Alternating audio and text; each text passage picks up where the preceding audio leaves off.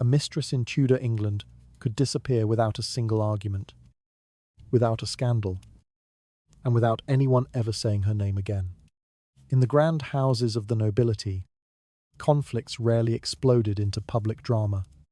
Instead, they dissolved quietly through family alliances, whispered conversations, missing invitations, and the invisible weight of reputation.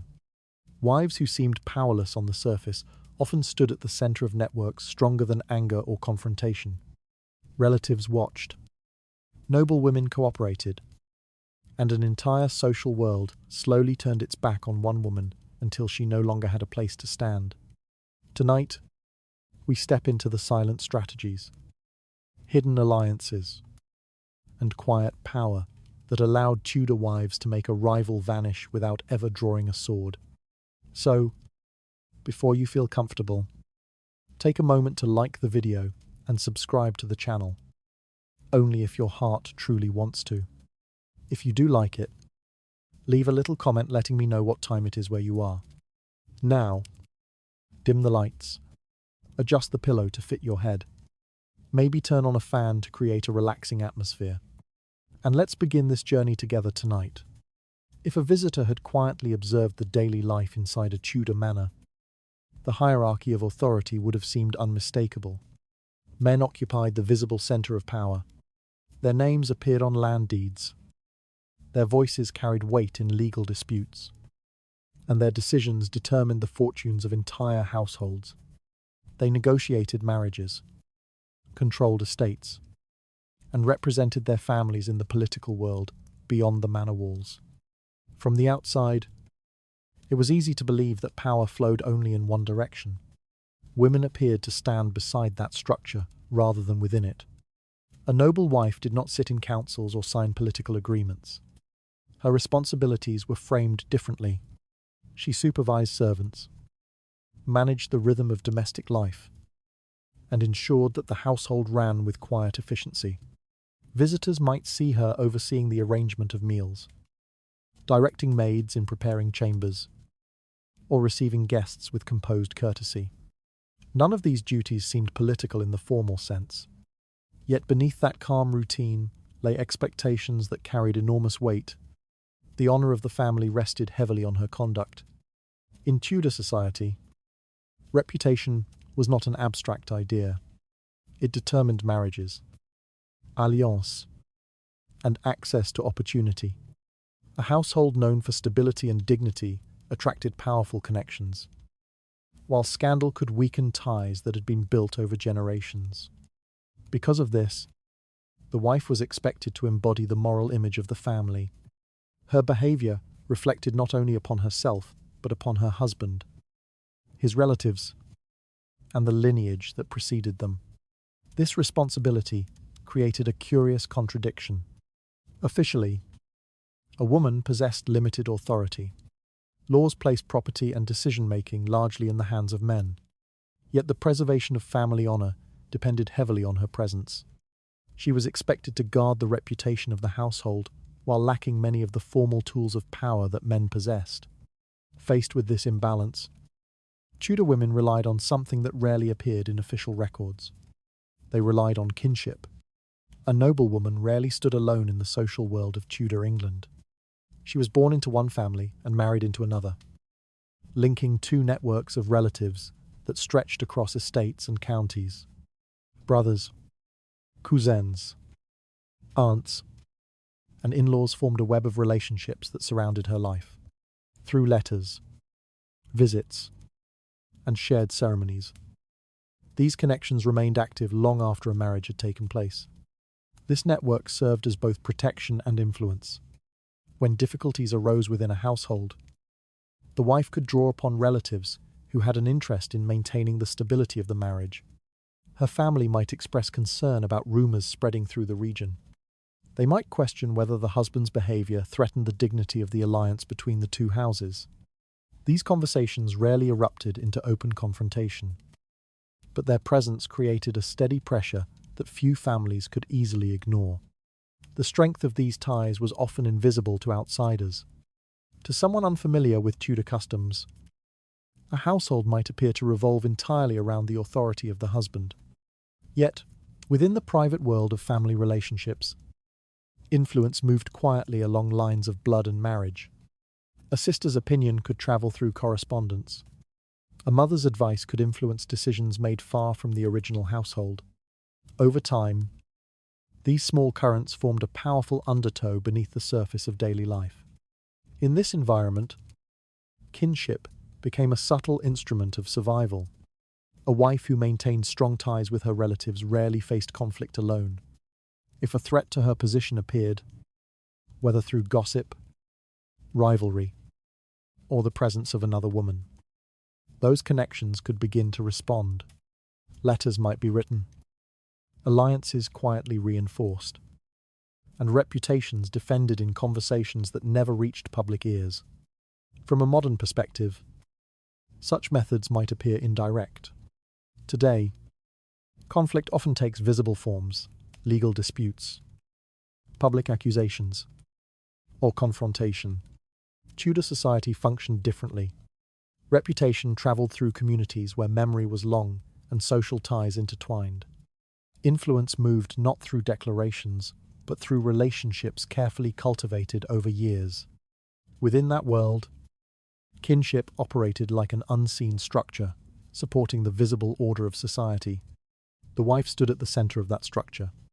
Although she lacked formal authority, she represented the meeting point of two families whose shared interests depended upon the stability of her marriage. Her position made her both vulnerable and powerful at the same time. Vulnerable, because her status depended on maintaining dignity and respect. Powerful, because her relatives had every reason to protect that dignity when it was threatened. This reality shaped how many noblewomen approached the challenges of married life. They learned to maintain composure in public while strengthening the relationships that surrounded them in private. They understood that influence rarely needed to be dramatic to be effective. A conversation here, a letter there, a carefully maintained friendship with another household. These quiet gestures accumulated into a network capable of responding when trouble appeared. The political world of Tudor England belonged openly to men. But beneath that world existed another layer of influence, woven through family loyalty and social expectation. Within that quieter realm, women learned to navigate danger with patience and restraint. And sometimes, that hidden network would become the most powerful force inside the household. The structure of Tudor society placed official authority in the hands of men, while the responsibility for protecting family honour rested heavily on the wife. Because she could not rely on formal power, she depended on the quiet strength of kinship and family alliances that surrounded her. And when those alliances began to move together, even someone who believed herself secure inside the household could suddenly find the ground beneath her shifting. A Tudor noble marriage rarely began with affection. It began with negotiation. Families studied maps of land, counted incomes from estates, and considered how two houses might strengthen one another through a carefully arranged union. Long before a wedding ceremony took place, fathers, uncles, and advisors often discussed the practical value of the match. A marriage could unite neighbouring lands, repair strained alliances, or bring new influence into a family's circle of power. In this sense, a Tudor wedding resembled a political agreement more than a romantic promise. The exchange of property stood at the centre of these arrangements. Land was the foundation of wealth in Tudor England, and controlling it meant controlling the resources that sustained entire households. When two noble families agreed to a marriage, they were often securing access to fields, rents, or manors that strengthened both sides. Dowries were negotiated with careful precision. A bride might bring money, jewellery, livestock, or claims to valuable property that would merge with her husband's estate. The marriage contract itself could read almost like a financial document. Yet land and money were only part of the calculation. Political advantage mattered just as much. Tudor England was a society built upon relationships between powerful families. Influence travelled through alliances that stretched from rural estates to the royal court. A marriage could place relatives closer to positions of authority, open doors to royal favour, or strengthen a family's standing within regional politics. Because of this, noble families approached marriage with strategic caution. They did not simply choose partners for their children based on personal preference.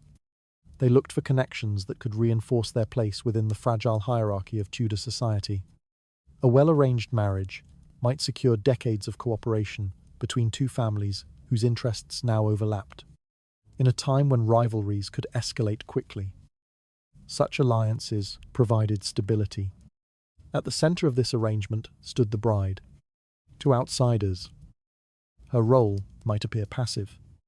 She arrived in her husband's household as a young woman expected to learn its customs and maintain its order. Yet her presence represented the joining of two family networks that had once been separate. Through her flowed the interests of both sides. She carried her birth family's name, reputation, and expectations into the household she now shared with her husband. In this way, the wife became a living connection between two lines of kinship. Letters continued to travel between her new home and the estate where she had grown up. Visits from relatives reinforced the bond between the families. News about harvests, bail finance, and local politics passed quietly along these lines of communication. The marriage ensured that the concerns of one household would always echo within the other. This connection made the stability of the marriage extremely important. If the household functioned smoothly, both families benefited. Land remained secure, alliances strengthened, and future heirs promised continuity for the combined estates. But if tension appeared within the marriage, the consequences rarely remained private. The dignity of the wife reflected directly upon the family that had raised her. Any threat to her position could therefore be interpreted as a threat to the alliance itself. Families watched such situations carefully. They paid attention to rumors circulating among neighbors and servants. A whisper about impropriety could spread through the countryside with surprising speed. If the wife's standing appeared weakened, her relatives might begin asking questions or expressing concern about the conduct of the household. What might appear to outsiders as a personal matter between husband and wife could quickly acquire broader significance. The presence of another woman in the household complicated matters even further. A mistress might seem insignificant at first, existing only within the private life of the husband. Yet her influence threatened something larger than personal loyalty. If the husband favored her openly, it could embarrass the wife's family and weaken the alliance that the marriage had created. Relatives who had invested their hopes in that union might interpret the situation as a sign of disrespect toward their entire lineage. Because of this, the arrival of a mistress rarely remained a purely domestic issue. It raised questions about loyalty, honor, and the stability of agreements that tied families together. The wife stood at the center of this delicate balance. Her position connected two houses, whose reputations now depended upon one another. Any challenge to her dignity could ripple outward through the network of kinship that surrounded the marriage. In Tudor society, alliances were rarely defended through dramatic confrontation. They were protected through careful pressure applied by relatives who understood the value of the union. A father might remind the husband of the respect owed to his daughter. Brothers might speak cautiously about the rumors they had heard. Female relatives might reinforce the wife's standing through their own presence and influence. Such actions rarely produced public scenes, yet they could gradually alter the atmosphere within the household. What once appeared to be a private relationship could begin to feel like a problem observed by many eyes. The husband might realize that his personal choices carried consequences beyond his own chambers. Decisions made in moments of intimacy could affect land agreements, inheritance, and alliances that had taken years to construct.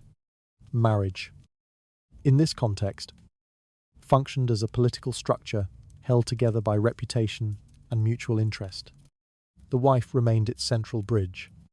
Noble marriage in Tudor society united not only two individuals, but two entire families whose lands, reputations, and ambitions became closely intertwined, because the wife stood at the intersection of these interests.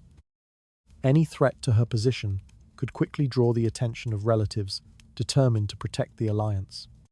And when those families began to watch the household more closely, even the quiet presence of a favored outsider could start to feel far more dangerous than it first appeared. In the carefully ordered world of a Tudor household, every position seemed clearly defined. The husband carried authority over property and decisions.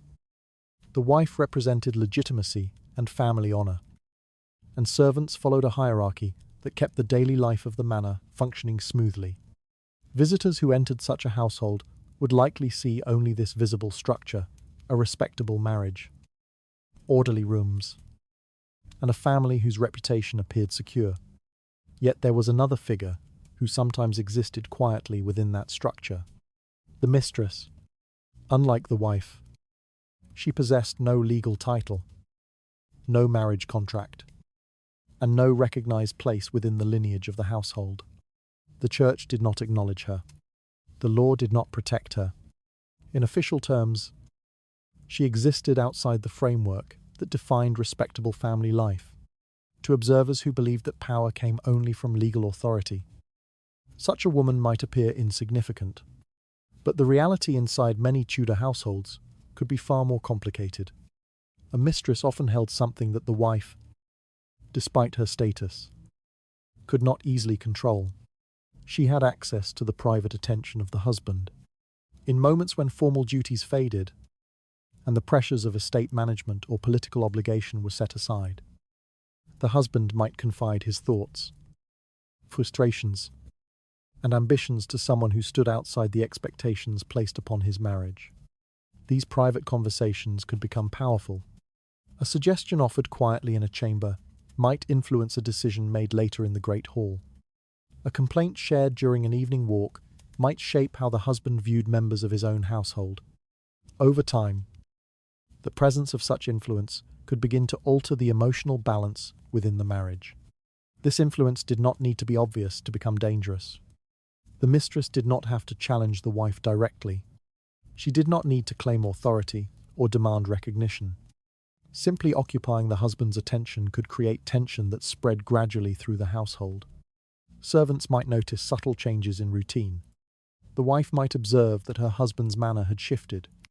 Relatives visiting the manor might sense an atmosphere that felt slightly colder than before. These small changes rarely remained unnoticed for long. Tudor households functioned as social environments where reputation was constantly observed and interpreted. Servants carried stories between kitchens and corridors. Guests noticed gestures that might seem trivial to outsiders, but carried meaning within the household. Even silence could become a subject of quiet speculation. The mistress, therefore, represented a threat that was difficult to define, but impossible to ignore. Because she held no official position, she could not easily be confronted through formal means. There were no laws governing her presence in the household if the husband chose to keep her close. The wife could not simply remove her through legal authority. Instead, the situation existed in a grey area between private behaviour and public reputation. This ambiguity made the problem particularly unsettling. The mistress might appear harmless, yet her presence could slowly disturb the balance upon which the marriage rested.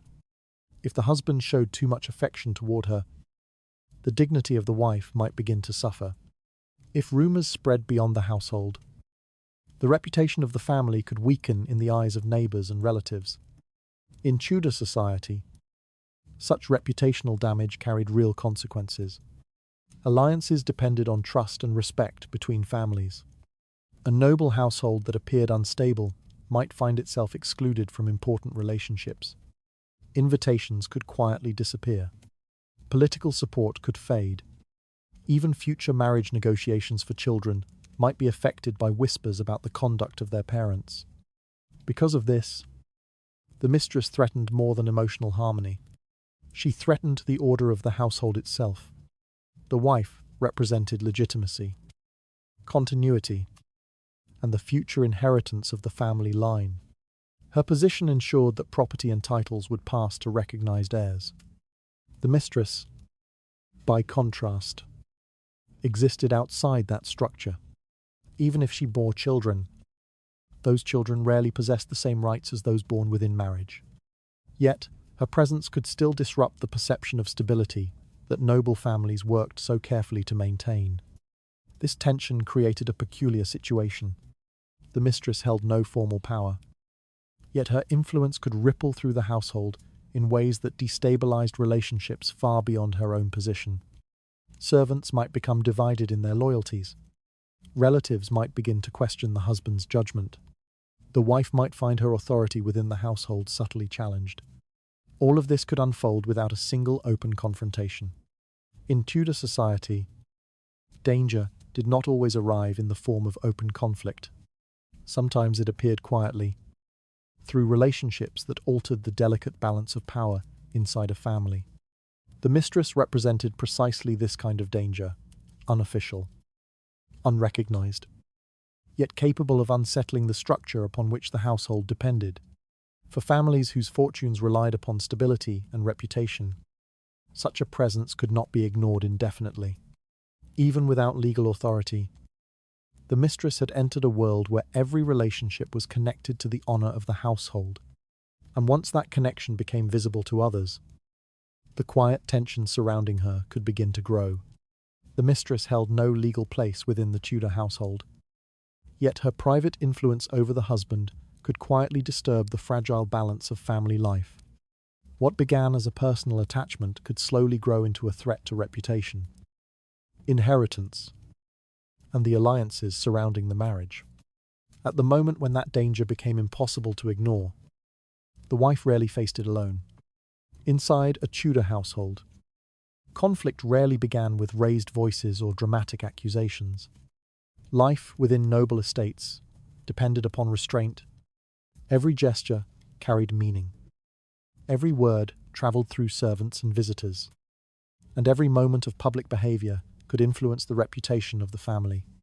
Because of this, open confrontation was often avoided, especially by those who understood how fragile social dignity could be. A noble wife was expected to remain composed even when tension surrounded her. Her position required patience. Anger displayed too openly could damage the very honor she was meant to protect. If she confronted her husband or his mistress publicly, she risked appearing unstable or jealous, qualities that Tudor society judged harshly in women of rank.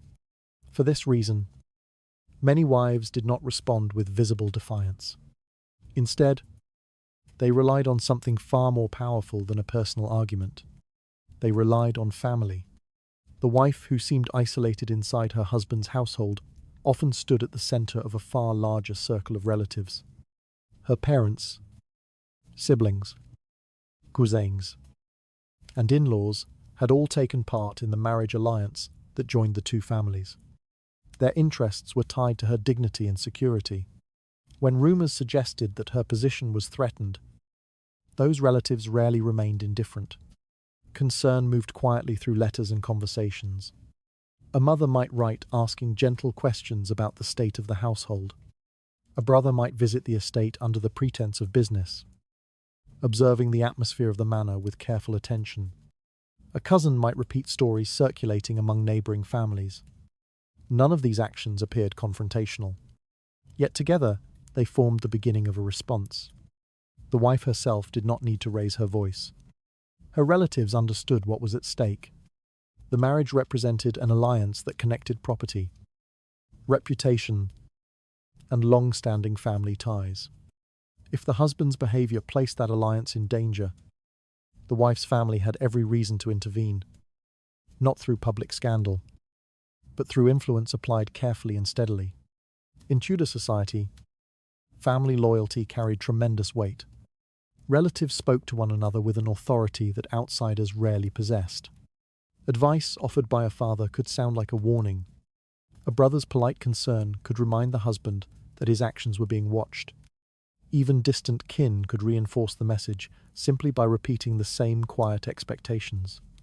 The marriage must remain stable, and the wife's dignity must be preserved. These conversations did not require dramatic confrontation. They unfolded slowly. In drawing rooms, gardens, and correspondence carried between estates. Each relative added a small measure of pressure. None of them alone might seem threatening, but together they created an atmosphere in which the husband's choices began to feel increasingly visible. The mistress, meanwhile, often remained unaware of the full extent of this network. She might believe that the conflict existed only between herself and her wife. From her perspective, the household contained two rivals, competing for the same man's attention. Yet beyond the walls of the manor, the situation looked very different. Relatives spoke, families listened, and reputations were weighed carefully by those who understood how alliances could be strengthened or broken. What appeared to be a personal matter slowly expanded into a social one. Guests arriving at the estate might notice subtle shifts in behavior. Conversations could pause when certain names were mentioned. Invitations might be extended or withheld with deliberate care. Servants, who observed far more than they ever revealed, carried fragments of information between rooms and corridors.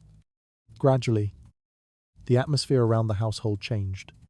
The husband might begin to sense that his private decisions were no longer entirely private. Visits from relatives became more frequent. Letters arrived containing carefully phrased advice. The presence of the mistress, once a hidden detail of domestic life, now existed within a wider circle of observation. The wife herself might still appear calm and restrained, yet the quiet support surrounding her had begun to move. This was how many noblewomen defended their position without open conflict. They did not stand alone against their rivals. Instead, they relied upon the strength of relationships built long before the marriage itself took place. Kinship created a shield that protected their reputation while applying pressure to anyone who threatened it. To modern observers, this method might seem indirect, but within the culture of Tudor England, it was often the most effective strategy available. The wife did not need to confront the mistress directly. Her family, her relatives, and the social network connected to them could accomplish far more through patience than anger ever could. Each conversation, each letter, each visit added another strand to a web that slowly surrounded the problem. By the time its presence became clear, the situation had already begun to change. The noble wife rarely fought her battles alone. Even when she appeared calm and silent inside the household, behind her stood relatives whose interests were bound to the marriage and whose influence could travel quietly through the social world of Tudor families. Once that network began to tighten around the household, the mistress often discovered that the conflict had grown far larger than she had ever imagined.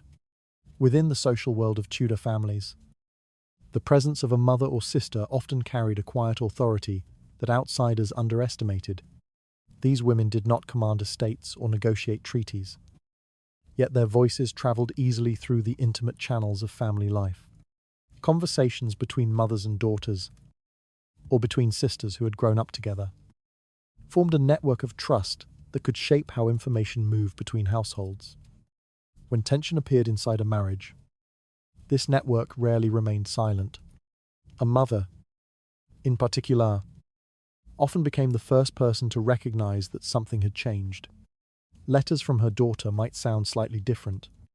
Visits that once felt warm might carry a hint of unease. Even the absence of certain details could reveal that the household no longer moved with the calm stability it once possessed. Tudor mothers were accustomed to reading these signs carefully. Their response rarely involved open confrontation. Instead, they began by spreading information in ways that supported their daughter's position. Conversations with relatives might emphasize the wife's dignity and patience. Friends within neighboring families might hear how respectfully she continued to manage her household despite difficult circumstances.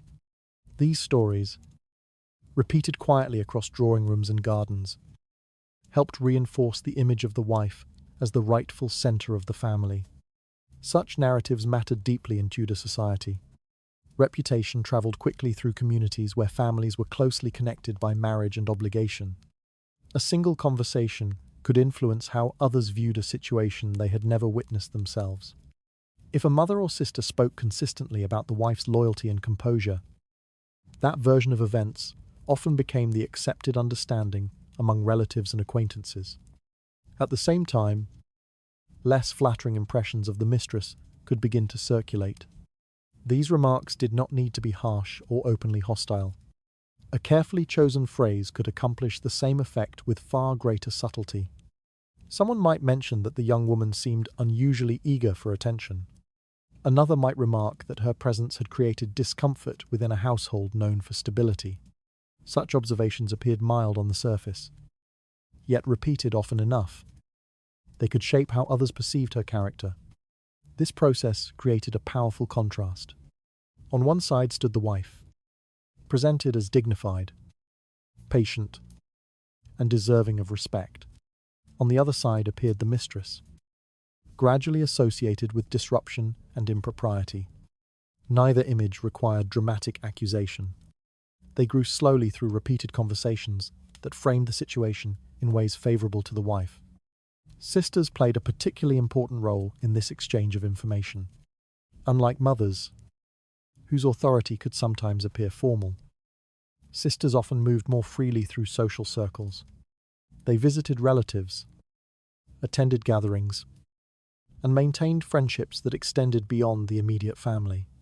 Through these connections, they shared stories that subtly defended their sister's reputation while questioning the behavior of the outsider. The effect of these conversations extended beyond private sympathy. They created social pressure. Families who heard the same narrative from several sources began to view the mistress with increasing caution. Invitations that might once have included her could quietly disappear. Guests arriving at gatherings might avoid her presence or treat her with polite distance. Without a single public accusation, the environment surrounding her gradually became less welcoming. The wife herself rarely needed to speak directly. Her relatives had already begun shaping the atmosphere in which the situation would unfold. Mothers and sisters acted as guardians of family honor, ensuring that the public story favored the woman whose position the marriage had promised to protect. Their efforts were not merely emotional reactions. They were deliberate acts designed to preserve the reputation and influence of the family. To someone unfamiliar with Tudor customs, such actions might appear indirect. Yet within that society, social perception held tremendous power. A woman who lost the support of her surrounding families could quickly find herself isolated. Her presence might provoke quiet disapproval rather than open hostility. But the result could be equally decisive. The mistress might begin to notice these changes without fully understanding their source. Conversations could stop when she entered a room. Smiles might become more restrained. Invitations that once seemed certain might fail to arrive. Each moment alone might appear insignificant. Yet together, they formed a pattern that slowly altered her place within the social world surrounding the household. Behind these changes often stood the quiet influence of mothers and sisters. They had not confronted the mistress directly. They had not created a public scandal. Instead, they had shaped the story that others believed about the household. Through repeated conversations and careful emphasis on family dignity, they ensured that sympathy flowed toward the wife and suspicion gathered around the outsider. In this way, kinship transformed private conflict into collective judgment. The wife remained composed inside the household, yet her relatives worked beyond its walls to defend the position that marriage had granted her. Mothers and sisters strengthened the wife's position by spreading stories that emphasized her dignity while quietly casting doubt on the presence of the mistress. These conversations moved through families and gatherings, gradually shaping how others viewed the conflict inside the household. As those impressions spread, the mistress often began to feel a subtle pressure forming around her long before she understood who had set it in motion. Within a Tudor household, the authority of the husband appeared unquestionable. His name controlled the estate. His decisions shaped the daily order of the manor, and his position stood at the visible center of the family's power. Yet behind that authority existed another influence that often carried equal weight: the expectations of his own relatives. Among those relatives, the mother of the household could hold remarkable influence.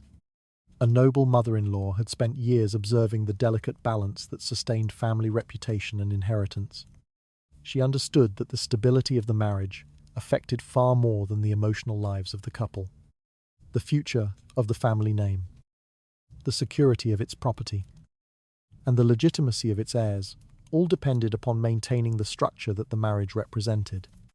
Because of this, her interests often aligned closely with those of her daughter-in-law. The wife, after all, had entered the household as the legitimate partner chosen to strengthen the family's alliances. Her children would carry the family name forward. Through her, property and titles would pass to the next generation in a way that society recognized and respected. Any threat to her position, therefore, threatened the continuity of the lineage itself. For a family whose identity depended upon inheritance, this concern was not trivial. Tudor society placed enormous importance on legitimate bloodlines. Land ownership, noble titles, and political authority were all tied to the question of lawful descent. If uncertainty surrounded the household's stability, the reputation of the entire family could suffer. Even rumors suggesting disorder within the marriage might weaken the family's standing among its peers. In this environment, the presence of a mistress could become deeply unsettling. Unlike the wife, the mistress held no recognized place within the structure of inheritance. She might attract the husband's attention, but she did not represent the continuity of the family line. Her presence, therefore, introduced a complication that many relatives viewed with suspicion. A mother-in-law observing such a situation rarely reacted with open hostility. Confrontation could create scandal, something noble families avoided whenever possible. Instead, she often relied on quieter methods that protected the interests of the lineage without provoking unnecessary attention. Support for the daughter-in-law might appear in small but meaningful ways. The mother-in-law might invite her to participate in decisions concerning the household, reinforcing her visible authority in front of servants and visitors. She might accompany her during social gatherings, presenting the wife as the rightful lady of the manor. Through these gestures, she quietly affirmed that the position of the wife remained secure within the family. Such displays mattered greatly in a society that valued appearances. Guests who witnessed the harmony between mother-in-law and daughter-in-law were less likely to question the legitimacy of the household structure. Servants observing the same behavior understood which figure commanded respect within the manor. Even the husband himself might feel the weight of these expectations, as he recognized that his family stood firmly behind the marriage. At the same time, the mistress could encounter subtle obstacles that made her position increasingly uncomfortable. The mother-in-law might limit her access to certain parts of the household or exclude her from gatherings where family members discussed important matters. Conversations might become restrained when the outsider enters the room. Servants loyal to the family might treat her with distant politeness rather than warmth.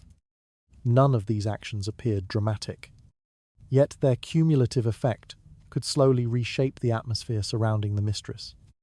A household that once seemed welcoming might begin to feel guarded. Opportunities for private conversation with the husband could become rarer as relatives spent more time visiting the manor. Each small change reminded the outsider that she did not belong within the structure that defined the family. The husband himself might begin to notice these shifts. Family expectations carried weight even for men accustomed to authority. A mother's disapproval, though rarely expressed loudly, could influence how he viewed the situation. Relatives might remind him that the reputation of the family depended upon maintaining order within the household. In this way, pressure grew without the need for confrontation. The mistress remained outside the lineage that the family sought to protect. Every quiet gesture by the mother-in-law reinforced that reality. The daughter-in-law stood at the center of the household's future, while the outsider occupied a place that could never become fully secure. Over time, the contrast between these positions became increasingly clear. The wife received visible respect, supported by the relatives whose name she now carried. The mistress encountered subtle barriers that reminded her of the limits surrounding her presence. The difference did not require explanation. It could be felt in the changing rhythm of the household itself. In Tudor society, lineage remained the foundation of power.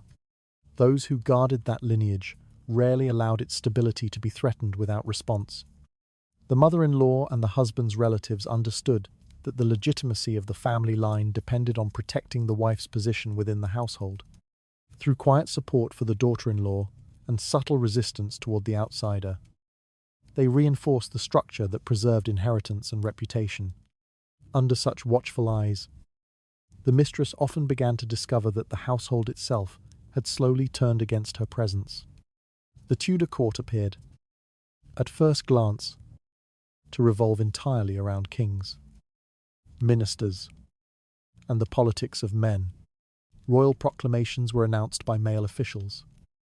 Military decisions were debated among noblemen, and ambassadors negotiated treaties under the authority of the crown.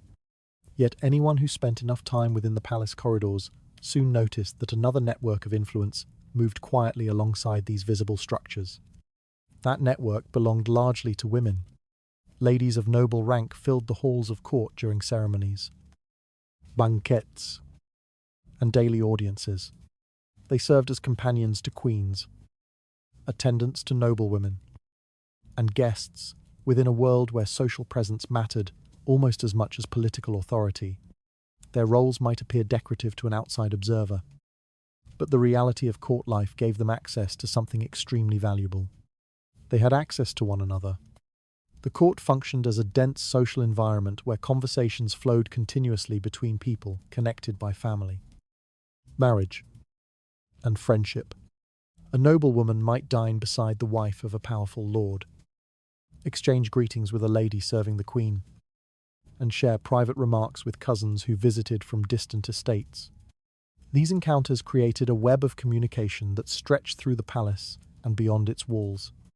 Within this world, the wife of a nobleman rarely stood alone. If she maintained friendships among the women of the court, she gained allies capable of influencing how others perceived her household. These relationships often formed during shared ceremonies or gatherings where noble women spent hours observing, conversing, and quietly exchanging impressions about the families around them. Such occasions were not merely social entertainment. They shaped reputation, seating arrangements at a banquet, the order in which guests approached the queen, or the company one kept during court festivities, could all signal status within the delicate hierarchy of Tudor society. When a respected group of noblewomen welcomed someone warmly into their circle, the message spread quickly. That person belonged among the recognized families of the court. Exclusion, however, carried a message just as powerful. If a woman found herself consistently left out of gatherings, passed over in invitations, or greeted with polite distance rather than genuine warmth, the meaning rarely required explanation. The court observed these patterns closely. Even small gestures could signal approval or disapproval within the social order. For a mistress connected to a noble household, this environment could become particularly difficult. Unlike her wife, she rarely possessed strong ties to the established networks of courtly women. She might accompany the husband on certain occasions, but her presence often existed on uncertain ground. If influential noblewomen chose not to welcome her into their circle, her position at court could quickly become uncomfortable. The wife, by contrast, often found support among those same women. Shared experiences created bonds that outsiders sometimes underestimated. Many noblewomen understood the delicate challenges of marriage within powerful families. They recognized the importance of maintaining dignity while protecting one's household from threats to reputation. Because of this, sympathy and loyalty could develop quietly among them. These alliances rarely required open declarations. A wife might be invited to sit among respected ladies during ceremonies. Her presence might be acknowledged warmly during banquets or gatherings. Conversations held in corridors or gardens might reinforce her standing as the rightful center of her household. Through such gestures, the court itself began to reflect a collective judgment about the situation. Meanwhile, The mistress might encounter subtle forms of distance. Greetings could become brief. Invitations might fail to arrive. Conversations might pause as she approached, resuming only after she had passed. None of these actions appeared openly hostile, yet their meaning grew increasingly clear. Court society operated through reputation, shaped by observation and discussion. The palace corridors, with their stone walls and long galleries, carried whispers that travelled surprisingly far. A comment shared during an evening gathering could circulate through several households within days, when respected noblewomen repeated the same impression, that the wife remained dignified and deserving of respect. Others tended to accept that interpretation.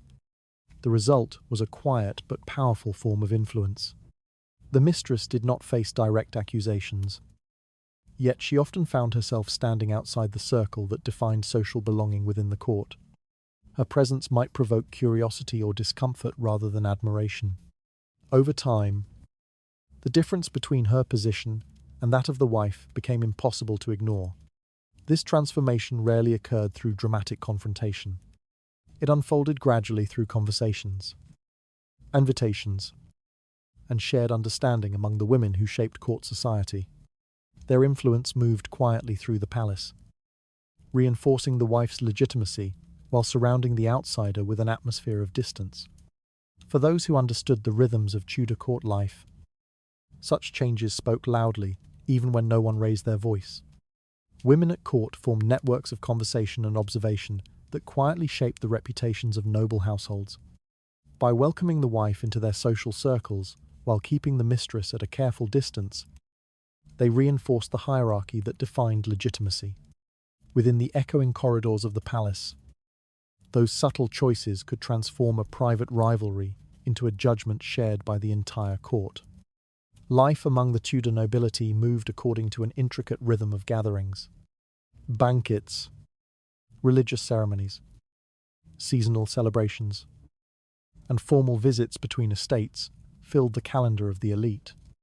These occasions appeared festive on the surface, yet they also served another purpose. They defined who belonged within the circle of respectable society and who remained outside it. An invitation was rarely a simple gesture. Being included on a guest list signaled recognition, acceptance, and a place within the delicate web of relationships connecting noble families. The absence of an invitation, however, carried a meaning just as powerful. In Tudor society, exclusion could speak louder than any spoken accusation. Within the world of noble households, invitations passed through careful channels. Letters arrived, sealed with wax, delivered by trusted messengers, and written in language that reflected both courtesy and hierarchy. A host might invite relatives, political allies, respected neighbours, and members of influential families whose presence strengthened the prestige of the gathering. Each name added to the list contributed to the atmosphere of legitimacy surrounding the event. Because of this, the guest list itself became a subtle instrument of power. When a wife maintained strong connections with relatives and allies, those relationships often influenced the invitations circulating through the social world around her.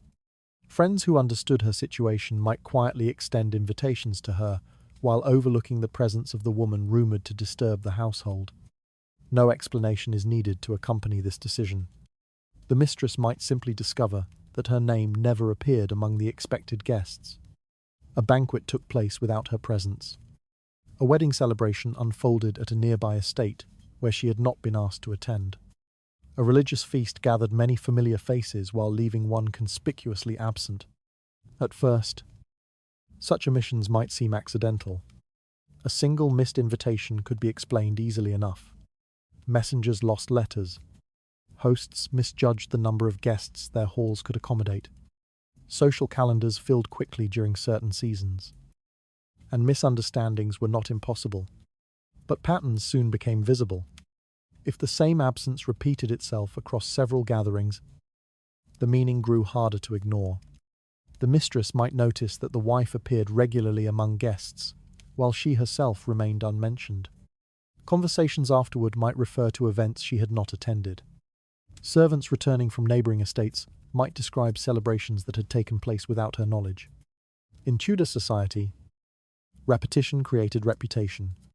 The social world of noble families functioned through observation. Guests compared experiences. Servants carried stories between kitchens. And relatives spoke about gatherings long after the candles had burned low. When the mistress repeatedly failed to appear at these occasions, the message spread quietly among those who noticed. Her absence began to speak on its own. It suggested that the wider circle of society had already chosen its position. The wife remained the recognized lady of the household, welcomed into gatherings that reinforced her legitimacy. The mistress, by contrast, appeared increasingly disconnected from the network that defined belonging among the nobility. None of this required confrontation. No host needed to declare openly that the mistress was unwelcome. No relative needed to accuse her of wrongdoing. The quiet consistency of invitations and the absence of them accomplished the same purpose without creating scandal. Over time, the effect could become difficult to escape. Social life among the Tudor elite depended upon participation in these gatherings. They were the places where alliances strengthened, friendships deepened, and reputations took shape. A woman who found herself excluded from such occasions gradually lost access to the very environment where influence was created. The mistress might remain within the household, but beyond its walls, the atmosphere had changed. Guests who visited the manor might treat her with polite distance, already aware that she did not belong among the respected circles surrounding the wife. Conversations during banquets might pass over her existence entirely. Even silence could reinforce the impression that her presence mattered less with each passing season. For the wife and her allies, the strategy required patience rather than confrontation. Each invitation extended to the wife confirmed her position within society. Each omission quietly narrowed the space in which the mistress could move. The network surrounding the marriage had begun to act together, not through dramatic gestures, but through careful decisions that shaped the social landscape. By the time the mistress recognized the pattern, the isolation had already begun. The gatherings continued. The invitations traveled from estate to estate, and the noble world carried on as though nothing unusual had occurred. In Tudor society, a missing invitation could speak with remarkable clarity. When the wife continued to appear among respected guests, while another woman remained absent, the message traveled quietly through the social world of noble families. Without accusation or confrontation, the mistress could find herself standing outside the circle that once seemed open to her. In Tudor England, power rarely existed in isolation. Wealth, land, and influence moved through networks of noble families whose relationships determined who gained access to opportunity and who remained excluded from it. Estates did not stand alone, and neither did the people who governed them. Every grant of land, every appointment to a position, and every act of patronage reflected the influence of those who controlled the wider social web surrounding the court and the countryside. For noble families, resources were rarely distributed by chance. Land might be leased or granted through favour. Offices within the royal administration could be secured through recommendation. Even smaller privileges, access to certain markets, hunting rights, or local authority, often depended upon the goodwill of those with higher status. This meant that a family's connections shaped its prosperity just as strongly as its actual wealth. Within such a system, relationships became a form of currency. Relatives, allies, and patrons exchanged influence through a constant process of recommendation and support. A respected nobleman might advocate for a cousin to receive a post at court. A well-connected family could secure financial assistance during difficult times. These gestures were rarely written into formal contracts, yet they shaped the distribution of opportunity throughout Tudor society. The wife stood firmly within this structure. Through marriage, she became part of a network that linked her husband's household to other noble families whose interests overlapped with their own. These connections opened doors to resources that strengthened the household's position. invitations to court, favourable arrangements involving land, and access to influential patrons all flowed through these alliances. When the household remained stable, the network functioned smoothly. Families supported one another because their interests were aligned. A respected marriage ensured that both sides benefited from cooperation. Relatives recommended one another for positions, shared information about opportunities, and defended the reputation of the alliance when necessary. The presence of a mistress, however, could introduce tension into this delicate system. While she might enjoy the personal attention of her husband, she rarely possessed the same network of supporters surrounding her. Without family alliances linking her to the broader structure of noble society, her position depended almost entirely on the goodwill of one man. This made her influence both fragile and potentially threatening. If relatives began to view her presence as harmful to the stability of the marriage, their response often unfolded quietly within the system of patronage that governed Tudor life. A recommendation that might have benefited her could simply fail to appear. Opportunities for advancement might be directed elsewhere. Those responsible for distributing land leases or financial support might decide that their loyalty belonged to the legitimate household rather than to an outsider whose presence caused discomfort among respected families. These decisions rarely appeared dramatic. The mistress might simply discover that doors she expected to open remained closed. A position she hoped to secure might be offered to someone with stronger family connections.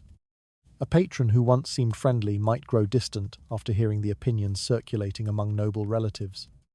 Such changes reflected the power of the network surrounding the marriage. The wife's position as the legitimate partner tied her to families whose influence extended across the region.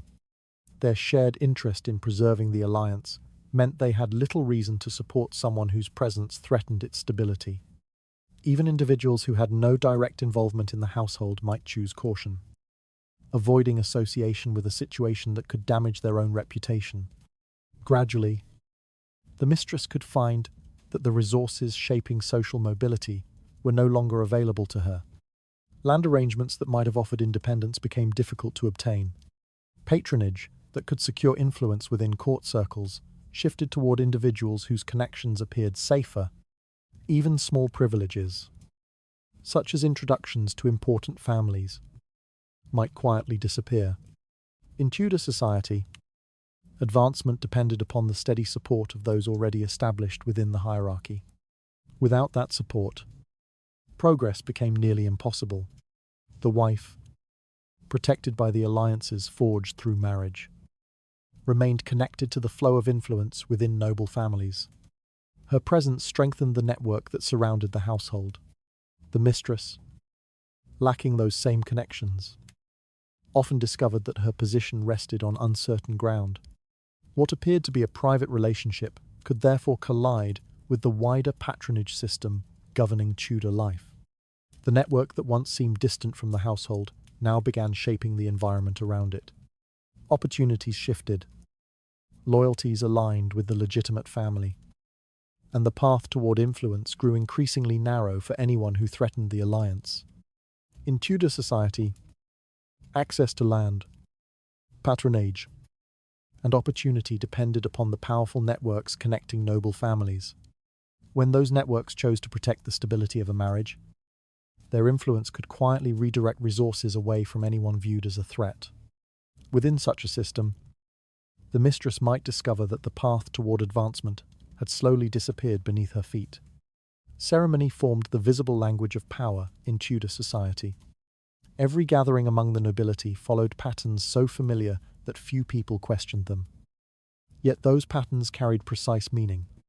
Where a person stood, when they entered a room, and beside whom they were seated, were not casual decisions. They communicated rank, authority, and legitimacy without the need for a single spoken word. In great halls and royal chambers alike, order defined everything. Guests arrived according to carefully arranged sequences.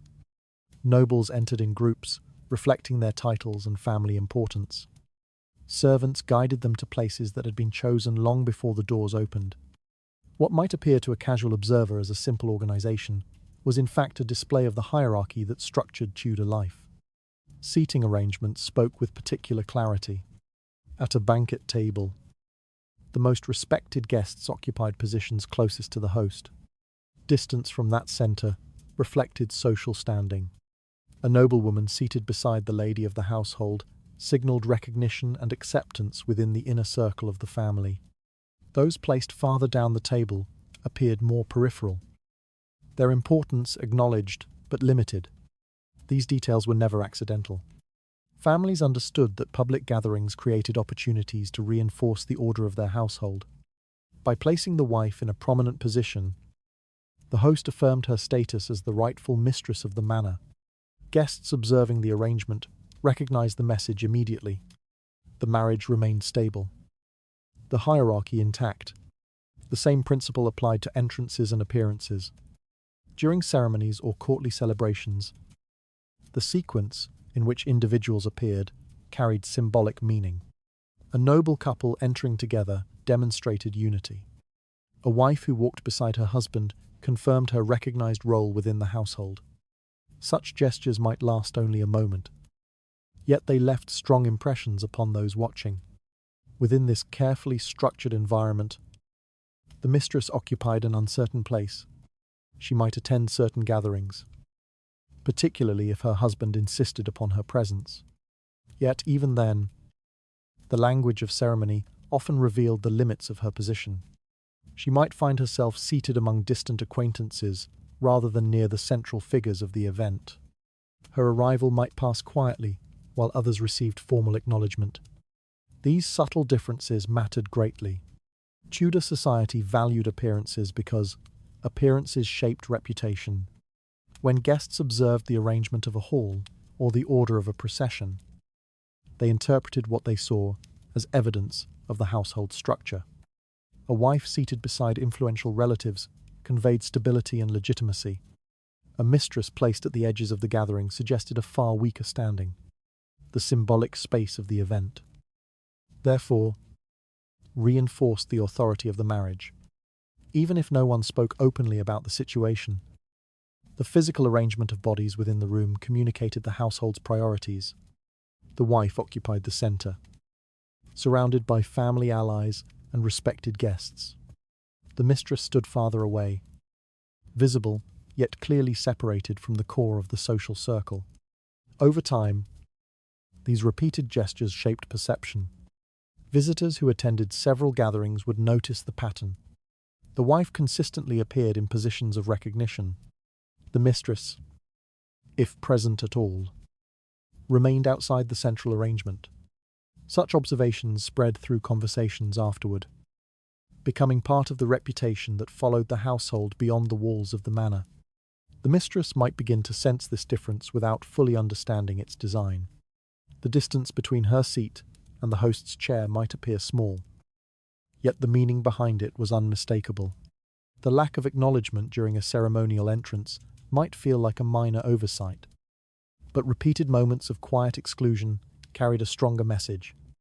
Rituals had defined the social order long before she arrived. Because ceremonies repeated familiar patterns, they required no explanation. Everyone present understood what the arrangement represented. A wife honoured through seating and sequence retained her recognised authority. The mistress, placed outside that symbolic centre, appeared as a figure whose presence could not alter the established structure. This method avoided direct conflict. No accusations needed to be spoken. No dramatic confrontation disturbed the gathering. The ceremony itself communicated the household's decision about who belonged at its heart and who did not. Within the world of Tudor nobility, rituals acted as silent declarations. Every banquet, procession, and ceremony repeated the same message through position and movement.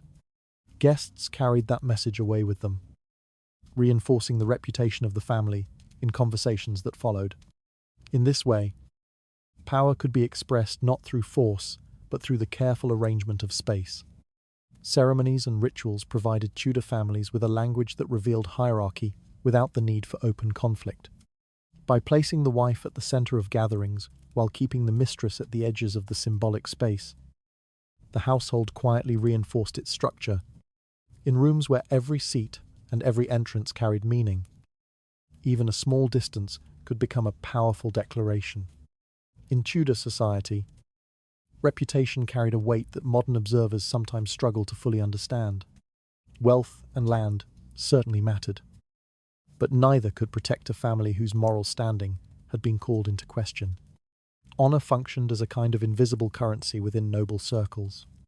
It influenced alliances, shaped marriages, and determined who deserved trust within the delicate social hierarchy of the time.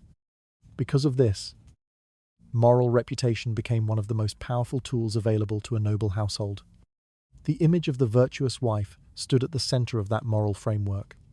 Tudor culture praised women who displayed patience, loyalty, modesty, and quiet dignity. A wife who embodied these qualities represented stability not only within her household, but also within the broader network of families connected to the marriage. Her conduct reassured relatives that the alliance remained respectable and secure. Maintaining that image required careful attention. The wife did not need to declare her virtue openly. Instead, it appeared through everyday behavior that others could observe and interpret. She attended religious services regularly, managed the household responsibly, and treated guests with measured courtesy. Servants, relatives, and visitors all witnessed these actions, forming impressions that gradually strengthened her reputation. Within this environment, comparisons could emerge naturally. If a mistress existed within the household's orbit, observers inevitably measured her behavior against the established image of the wife. The difference between the two figures often spoke louder than any direct accusation. Where the wife appeared calm and restrained, the mistress might be described as impulsive or overly ambitious. Where the wife represented order, the mistress could easily be portrayed as a source of disruption. Such impressions rarely began as deliberate attacks. Instead, they developed through conversations that framed the situation in subtle ways. A relative might remark that the wife had shown remarkable patience under difficult circumstances. A guest might observe that she maintained dignity even when gossip circulated in the household. These comments seemed sympathetic on the surface, yet they quietly strengthened the contrast between legitimacy and impropriety.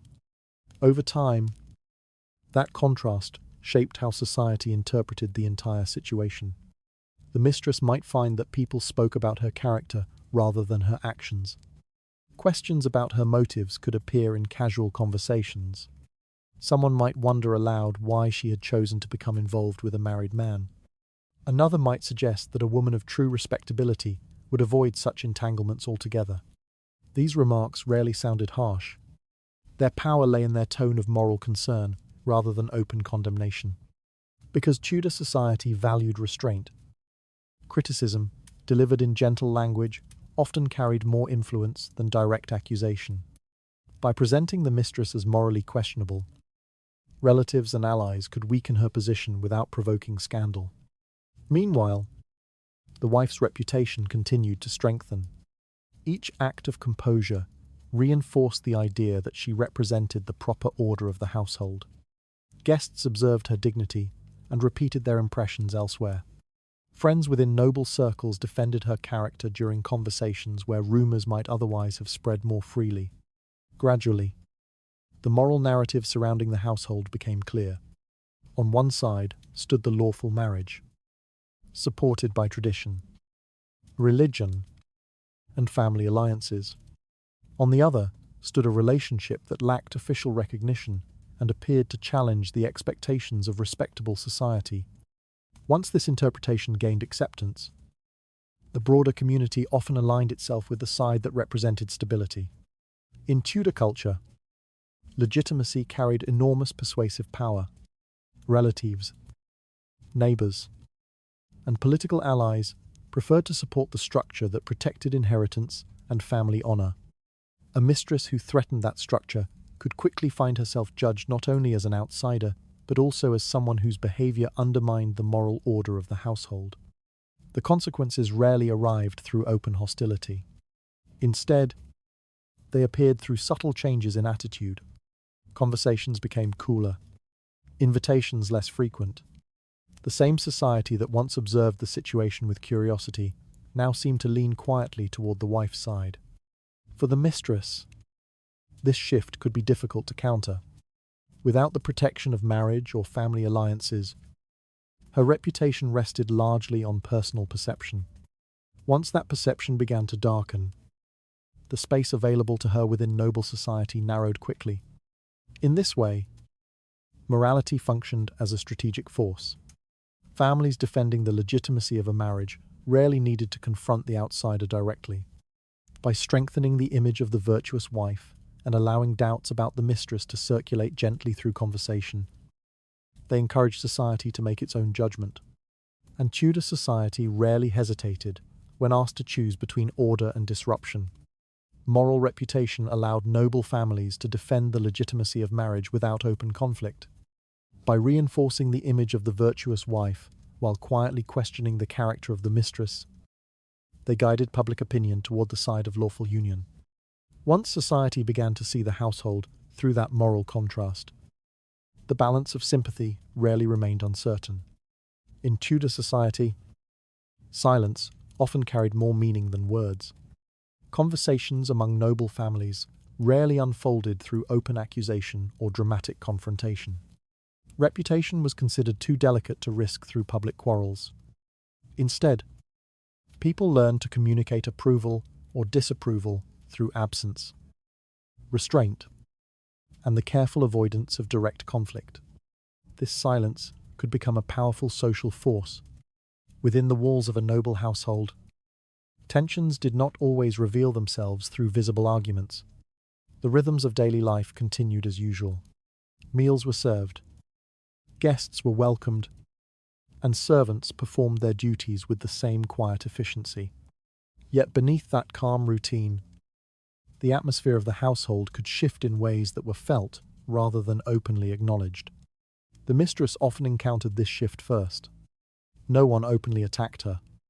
No one raised their voice or accused her of wrongdoing in front of others. The household remained outwardly polite. Servants bowed respectfully. Guests exchanged courteous greetings, and relatives maintained the appearance of calm civility. To an outside observer, nothing seemed openly hostile, yet something had changed. Conversations might grow brief when she entered a room. Guests who once lingered nearby might gradually drift toward other corners of the hall. A topic being discussed with ease moments earlier might suddenly fall silent as she approached. These small gestures appeared harmless individually, but repeated often enough, they created an unmistakable atmosphere. The mistress found herself surrounded by restraint. In Tudor culture, restraint signaled judgment more effectively than direct criticism. Noble families avoided scandal whenever possible, preferring to preserve dignity even during moments of tension. Because of this, disapproval rarely appeared in open confrontation. Instead, it revealed itself through distance. People simply stopped engaging. Relatives visiting the manor might greet the wife warmly, while offering the mistress only a brief nod. Guests seated near her at a banquet might exchange polite words before turning their attention elsewhere. Even servants, who observed the shifting loyalties within the household, might begin to behave with a cautious formality that lacked genuine warmth. No one spoke against her, but no one defended her either. This absence of support created a peculiar isolation. The mistress might search the faces around her for signs of sympathy, yet find none openly expressed. Friends who once spoke freely might now avoid discussing the situation. Those who disapproved remained silent, and those who might have offered comfort hesitated to involve themselves. Silence formed a barrier stronger than open hostility. In a society where reputation depended upon collective opinion, the refusal of others to engage could slowly redefine a person's place within the social world. The mistress remained physically present within the household, yet the network of relationships surrounding the marriage had begun to withdraw. The wife, by contrast, continued to move within that network. Guests addressed her with familiarity. Relatives shared conversations and concerns in her presence. Invitations arrived bearing her name as the rightful lady of the household. The quiet support surrounding her reinforced the legitimacy that marriage had already granted. The contrast between the two positions became increasingly visible. The wife stood within the circle of recognized society, while the mistress occupied the space beyond it. No one needed to announce this division. The patterns of behavior within the household communicated it clearly enough. Such divisions often appeared gradually. At first, the mistress might interpret the silence as temporary discomfort. Perhaps guests were simply cautious. Perhaps relatives wished to avoid gossip. Yet as days and weeks passed, the pattern rarely changed. Conversations continued without her. Decisions were made without seeking her opinion. Even ordinary social warmth seemed to fade. In Tudor society, belonging depended upon shared recognition. When that recognition disappeared, a person could feel isolated even within crowded rooms. The mistress might stand among guests and servants, yet sense that she existed outside the invisible boundary that defined acceptance. The silence surrounding her became a kind of wall. No accusations echoed against it. No public condemnation broke its surface. Yet it separated her from the network of relationships that sustained the household's social life. Those who stood inside that network rarely needed to explain their judgment. The absence of engagement spoke clearly enough. Within Tudor society, disapproval rarely arrived as an open attack, but as a quiet withdrawal of attention and support.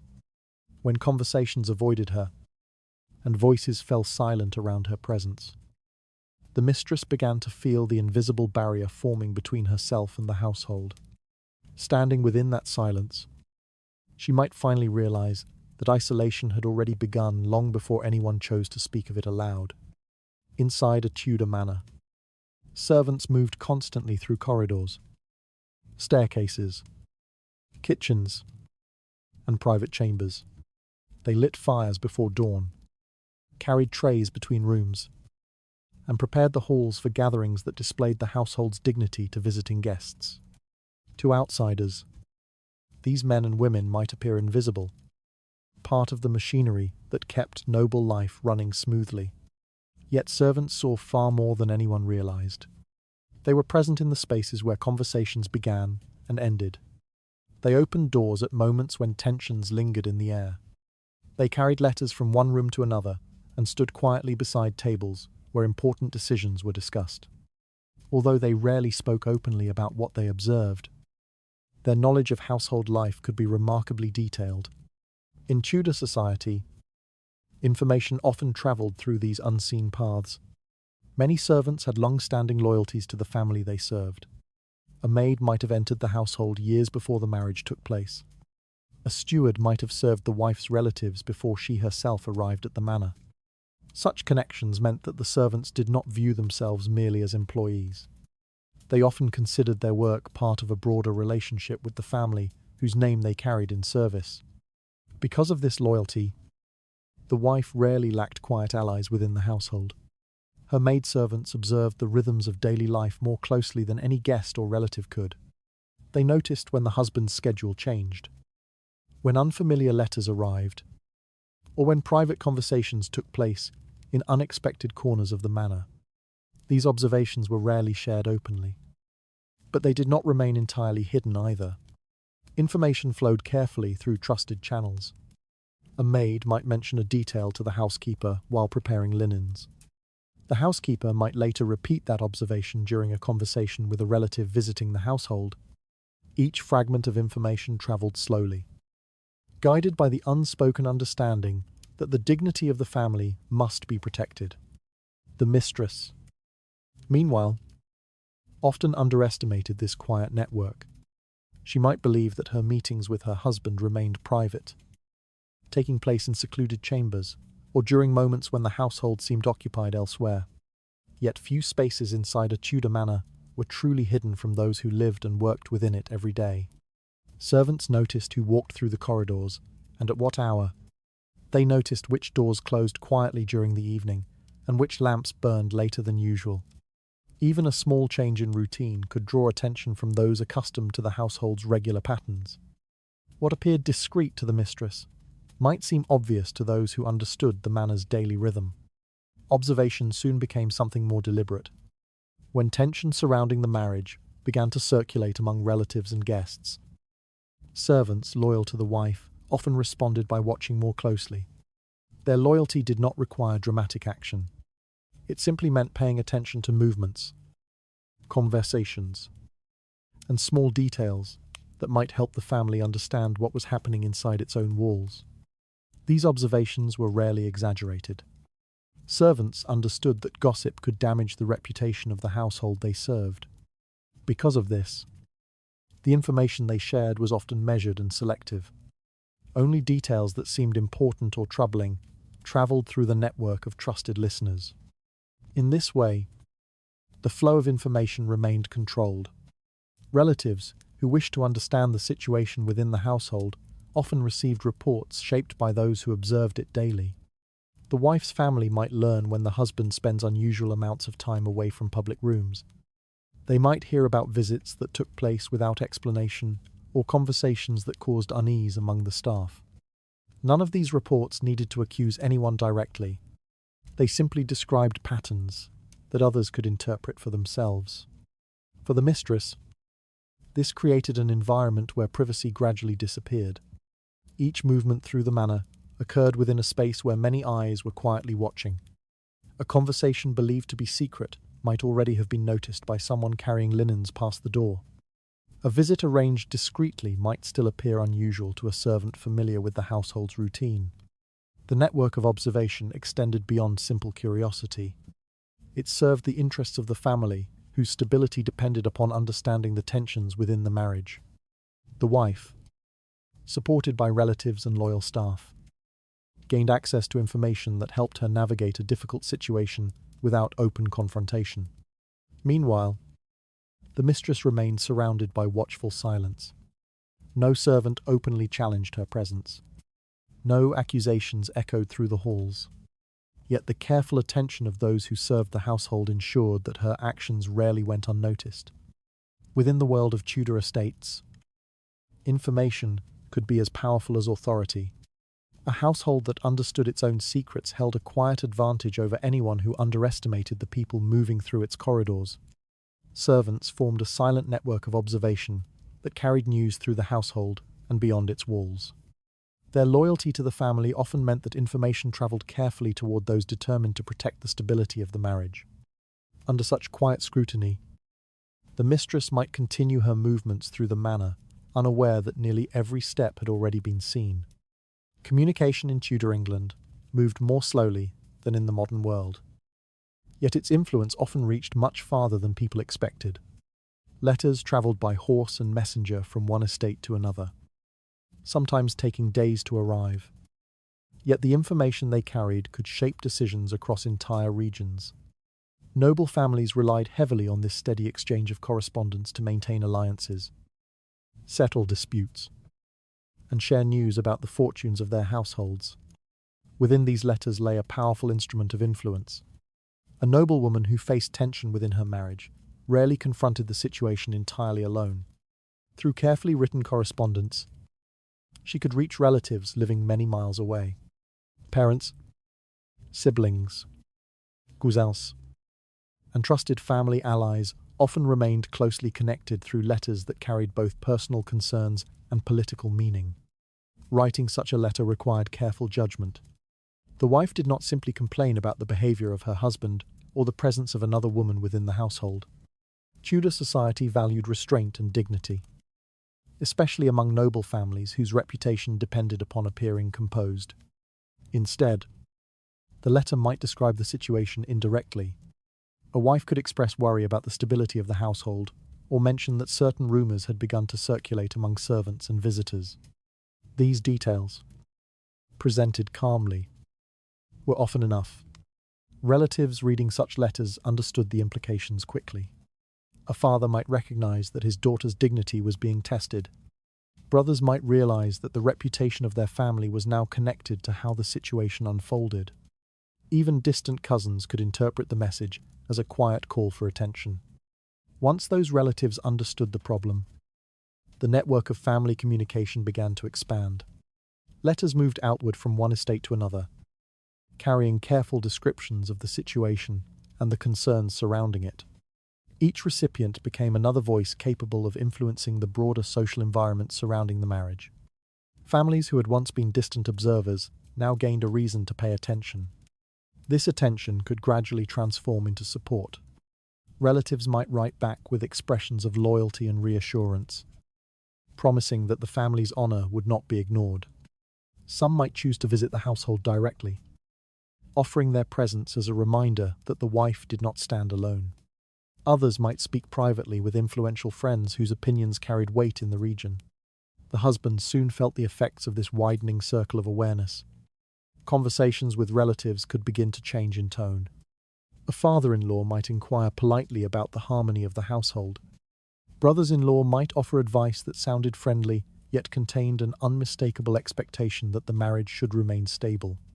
Even acquaintances connected to the wife's family might begin observing the situation with greater interest.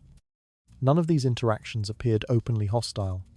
They were framed as concern for the well-being of the household and the dignity of the family. Yet their cumulative effect created a form of pressure that was difficult to ignore. The husband realized that his private decisions had become visible to relatives whose opinions mattered greatly within the network of noble alliances. This pressure did not rely on accusations. Instead, it operated through reputation and shared interest. The marriage represented an agreement that linked two families together. If that agreement appeared threatened, both sides had reason to protect it. Letters allowed relatives to coordinate their responses without provoking public scandal. In many ways, correspondence served as the quiet bloodstream of Tudor society. Through these written exchanges, alliances remained active across long distances. Information moved from manor to manor, shaping how families interpreted events within households they might visit only occasionally. A situation that began within a single marriage could therefore become known throughout an extended circle of relatives. The mistress rarely understood the full reach of this network.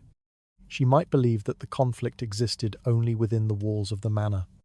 Yet beyond those walls, letters carried descriptions of her presence to families whose interests were tied to the stability of the marriage. Their responses might never appear openly, but their awareness changed the environment surrounding the household. The husband found himself facing a wider audience than he had expected. Relatives who once spoke casually with him now watched his decisions more carefully. Invitations to gatherings might include subtle reminders of family expectations. Advice offered during conversations carried the quiet weight of collective opinion. All of this began with a letter written in calm and measured language. A few lines describing concern could set an entire network of relatives into motion. Letters allowed a noble wife to extend her voice beyond the walls of the household, without sacrificing the dignity expected of her position. Through careful correspondence, relatives became aware of the tension and began to respond with quiet loyalty and attention. As these messages traveled across estates and families, the husband gradually discovered that his private choices had become a matter observed far beyond his own household. Among the noble families of Tudor England, women often shared a world that men only partially understood. While husbands negotiated alliances through land and politics, their wives maintained relationships that moved through drawing rooms, private gardens, and long conversations during visits between estates. These interactions might appear social rather than strategic. Yet over time, they created a network of understanding among women who faced many of the same challenges within marriage. Inside this quiet network, experience traveled easily. A noblewoman who had endured tension within her own household often recognized the signs when another wife faced a similar situation. The presence of a favored outsider, the shifting attention of a husband, or the circulation of rumors through servants and relatives were patterns that many women understood all too well. Because of this shared knowledge, conversations among noble wives sometimes carried deeper meaning than their polite tone suggested. Advice passed quietly from one household to another, During visits, a friend might ask careful questions about the state of the marriage. The discussion could appear casual, yet behind it lay genuine concern and familiarity with the problem. Some wives shared strategies that had helped them preserve their position. Others simply offered reassurance that patience and dignity often proved stronger than open conflict. Through such conversations, a form of solidarity began to emerge. These women understood that the stability of noble households depended upon protecting the legitimacy of marriage. Each wife represented the continuation of her family's alliances and inheritance. If the presence of a mistress threatened one household, it also raised uncomfortable questions for others, whose own marriages relied upon the same social expectations. For this reason, noble women sometimes chose to respond collectively. Their cooperation rarely appeared dramatic. There were no formal declarations or written agreements announcing their intentions. Instead, their decisions unfolded quietly through shared understanding. A group of wives might agree, without stating it directly, that the outsider would not be welcomed into their social circle. This decision could reshape the social environment surrounding the mistress. Gatherings among noble families often depended upon invitations extended by the wives who managed household hospitality. When several of these women declined to invite the same person, the pattern became difficult to ignore. Banquets, visits, and seasonal celebrations continued as usual. Yet the mistress found herself absent from the guest lists that defined participation in noble society. The effect extended beyond invitations alone. When wives met during court events or family celebrations, their behavior signaled their collective judgment. They greeted one another warmly, exchanged conversations, and reinforced their shared respect. The mistress, by contrast, encountered polite distance that discouraged deeper interaction. This form of exclusion required remarkable discipline. Each woman maintained the appearance of courtesy, avoiding open hostility that might provoke scandal. Yet the consistency of their behavior created a clear boundary between the legitimate household and the outsider. The mistress could not easily accuse them of wrongdoing, yet she gradually sensed that the circle of acceptance had closed around her. Such unity carried a powerful influence. Noble society relied heavily on social gatherings to strengthen alliances and maintain visibility within the hierarchy of families. A woman excluded from these interactions lost opportunities to shape reputation and secure support.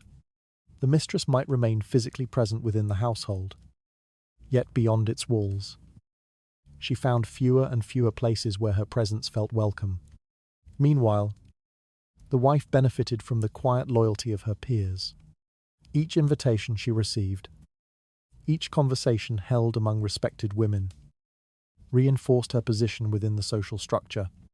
Guests who attended these gatherings carried their impressions back to their own estates, spreading the understanding that the wife remained the recognized center of her household. Over time, this collective response formed what could almost be described as a united social front. The mistress faced not one opponent, but a network of women whose shared interest lay in preserving the stability of noble marriages. Their alliance did not require formal leadership or coordination. It emerged naturally from the recognition that the dignity of one wife protected the dignity of them all. For the mistress, this realization often arrived slowly. At first, she might notice only small signs of distance. Later, she might recognize that invitations rarely reached her hands. Eventually, she understood that the social world surrounding the household had quietly aligned itself in support of the wife. In Tudor society, such alliances among women rarely announced themselves openly. They simply reshaped the environment until the balance of influence became unmistakable. Noble wives often shared experiences and strategies that helped them defend their position within marriage. Through quiet cooperation, they could choose to exclude the mistress from their gatherings and strengthen the legitimacy of the household. When several influential women acted with the same silent understanding, the outsider soon discovered that the social world around her had closed ranks. Within the great halls of Tudor England, Social gatherings rarely unfolded through chaos or spontaneity. Every movement carried a sense of order that had been shaped by generations of noble custom. Guests entered with composed expressions. Servants moved quietly along the walls, and conversations flowed with a rhythm that reflected both courtesy and careful observation. To an outsider, these events might appear warm and welcoming, yet beneath that polished surface, the mood of an entire room could change with remarkable subtlety. In such environments, acceptance was rarely declared openly. It revealed itself through gestures that seemed almost invisible. A glance held a moment longer than expected. A smile, accompanied by genuine interest. A greeting spoken with warmth rather than obligation. These small signs reassured a person that they belonged within the circle gathered in the hall. Their absence could communicate something very different. A woman entering the room might notice that several pairs of eyes briefly turned toward her before drifting away again. The glances were not hostile, nor were they openly curious. They simply passed over her presence without lingering. Within seconds, conversations resumed, as though nothing unusual had occurred. At first, such moments might seem unimportant. In a crowded gathering, it was easy to believe that people were distracted or preoccupied. Noble banquets often involved dozens of guests, and attention naturally shifted from one conversation to another. Yet the meaning of these glances became clearer when the pattern repeated. The mistress might approach a group engaged in discussion, only to find that the conversation slowed as she arrived. A polite nod might acknowledge her presence, yet the exchange of ideas that had animated the group moments earlier suddenly faded. After a brief pause, the speakers might drift away or redirect their attention towards someone else. No one insulted her. No accusation passed through the room. The atmosphere remained calm, even courteous. Yet the lack of engagement formed a quiet barrier that became increasingly difficult to ignore. In Tudor society, greetings held particular significance. When two people encountered one another during a gathering, the exchange of words signaled recognition and respect. A greeting confirmed that both individuals belonged to the same social space. Without it, the connection between them remained uncertain. For the mistress, this ritual sometimes began to falter. She might offer a greeting to someone who had once spoken freely with her, only to receive a brief nod in response. The other person might move quickly into another conversation, leaving little opportunity for further exchange. A moment that should have opened a social connection instead closed it. Again, nothing appeared openly hostile, yet repeated moments of polite distance gradually reshaped the atmosphere surrounding her presence. The room continued to hum with conversation, laughter, and movement. Guests greeted one another warmly. Familiar friends shared stories beside the long tables or near the fires that lit the hall. Only the mistress seemed to move through a space where interactions remained incomplete. This experience revealed something deeper about the nature of collective behavior within Tudor society. Individuals rarely acted alone when forming judgments about reputation. Observations circulated quietly among families, servants, and visitors until a general understanding emerged about how someone should be treated. Once that understanding took hold, behavior throughout the room began to reflect it. Each person might believe they were simply responding to the mood around them, yet together, these small gestures created a powerful form of collective influence. The mistress encountered not a single opponent, but an entire environment that no longer welcomed her participation. A greeting withheld here, a conversation avoided there, and the pattern repeated itself across the hall. Over time, the effect became unmistakable. The mistress could still stand within the room, still observe the guests, and hear the music drifting through the gathering. Yet the network of interactions that defined belonging seemed to move around her rather than through her. The social circle had shifted its center, leaving her presence quietly outside its boundaries. No one announced the change. The wife, meanwhile, continued to receive the recognition expected of her position. Guests greeted her with warmth, Relatives shared news beside her chair, and conversations unfolded naturally around her presence. The difference between the two women required no explanation. It could be seen in the movement of the room itself. This was the quiet strength of collective judgment. Without confrontation, without raised voices, a group of people could redefine the place of one individual within their world. Each gesture remained small, almost invisible. Yet together they formed a powerful message about who belonged at the center of the gathering and who did not. In Tudor society, exclusion rarely appeared through dramatic rejection, but through the quiet withdrawal of attention. When greetings faded and glances passed without recognition, the mistress found herself surrounded by a silence shared by the entire room. Within that collective restraint, a person could remain physically present while slowly disappearing from the social world around her. In Tudor society, few things carried greater importance than the continuation of a family line. Land, titles, and reputation did not exist only for the present generation.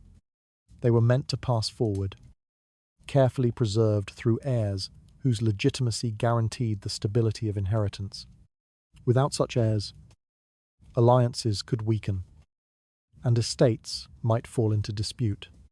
Because of this, children born within marriage occupied a central place in the structure of noble life. Their existence represented more than affection between parents. A legitimate child embodied the future of two families whose fortunes had been joined through marriage. Land agreements, dowries, and political alliances often assumed that the next generation would inherit the combined wealth and influence created by that union. In many households, the arrival of a child strengthened the alliance immediately. Relatives from both sides celebrated the birth not simply as a family event, but as confirmation that the marriage had fulfilled its purpose. Gifts arrived from distant estates. Letters carried congratulations that spoke as much about stability as about joy. The presence of an heir reassured everyone involved that the household's future remained secure.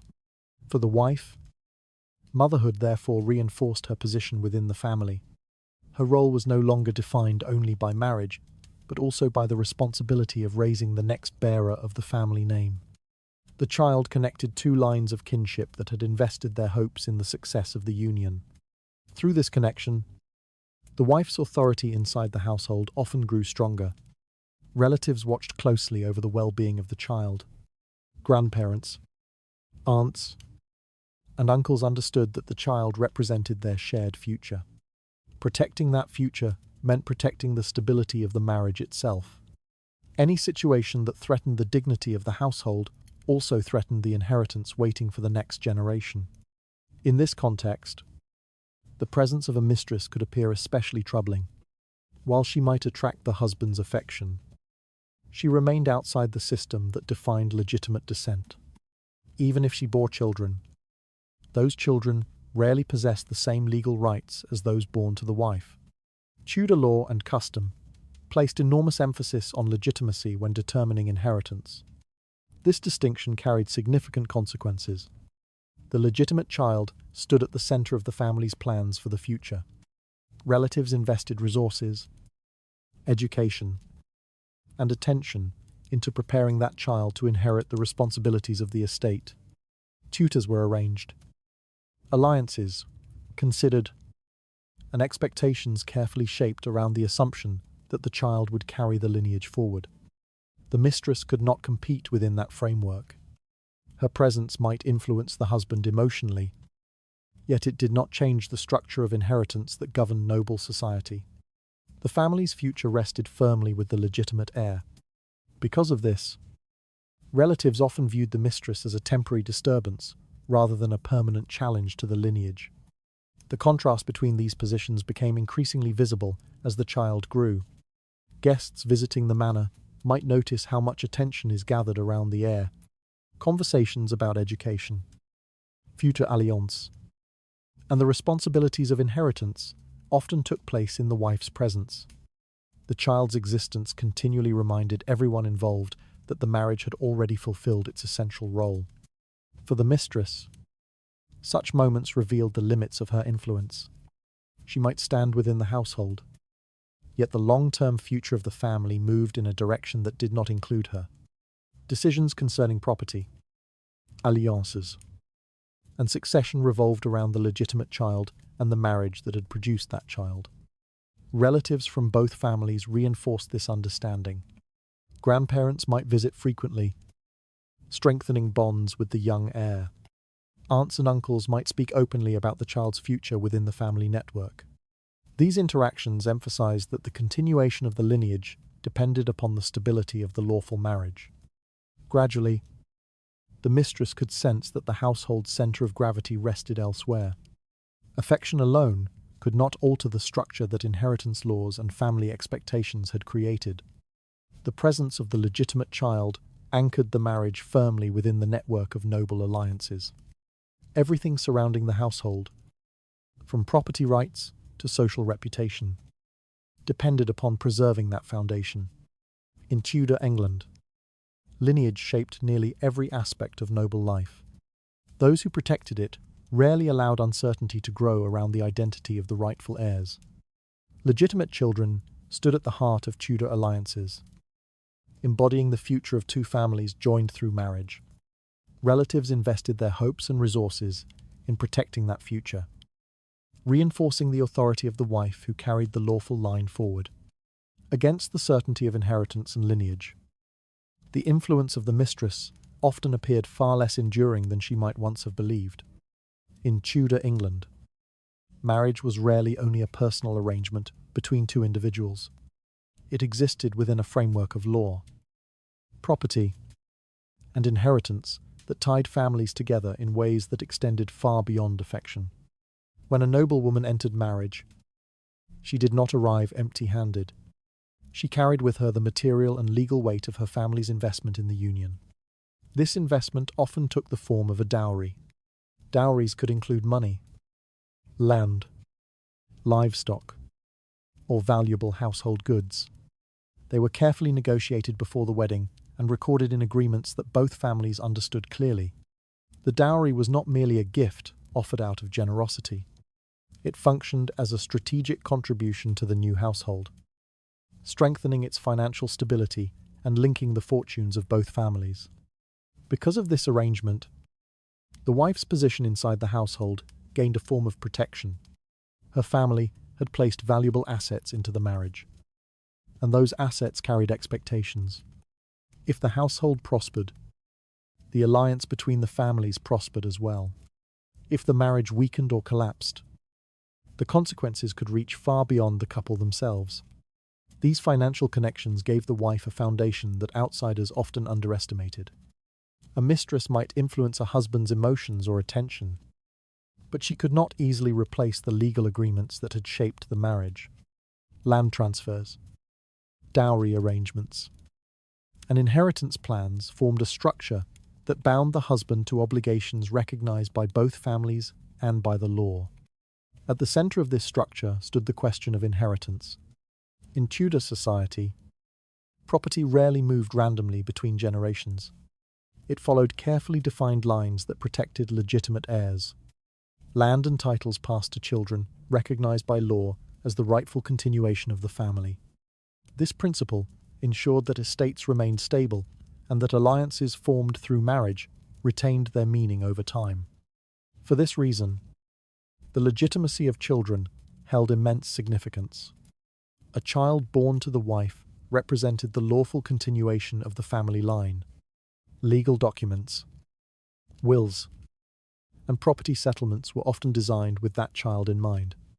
The entire arrangement of land ownership could depend upon ensuring that the rightful heir inherited the estate without dispute.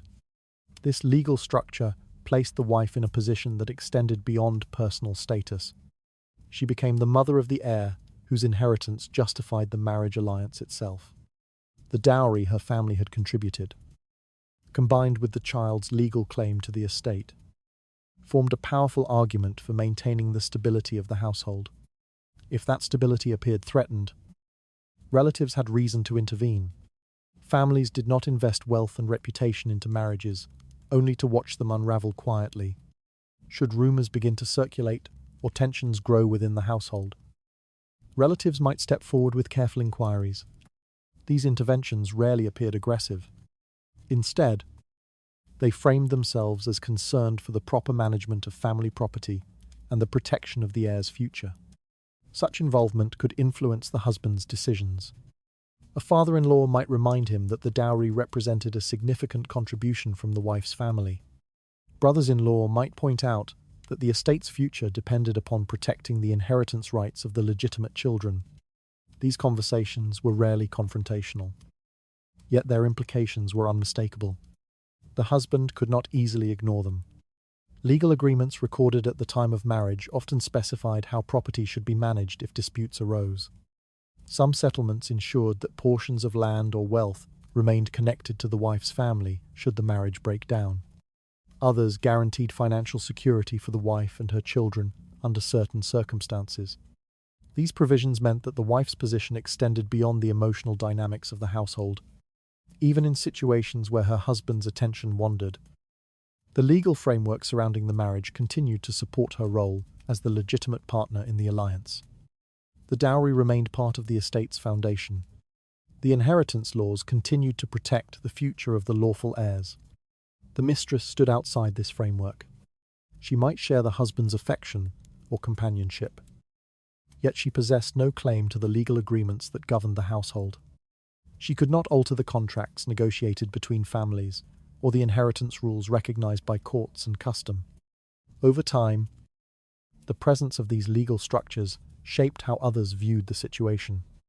Relatives, advisors, and even servants understood that the household rested upon arrangements far older and stronger than any temporary relationship.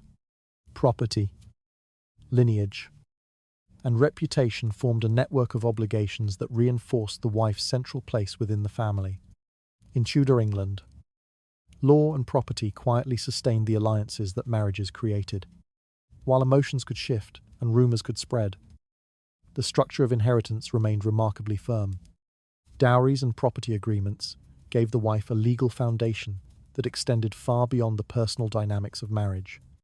Inheritance laws protected the future of legitimate children and justified the continued stability of the household alliance.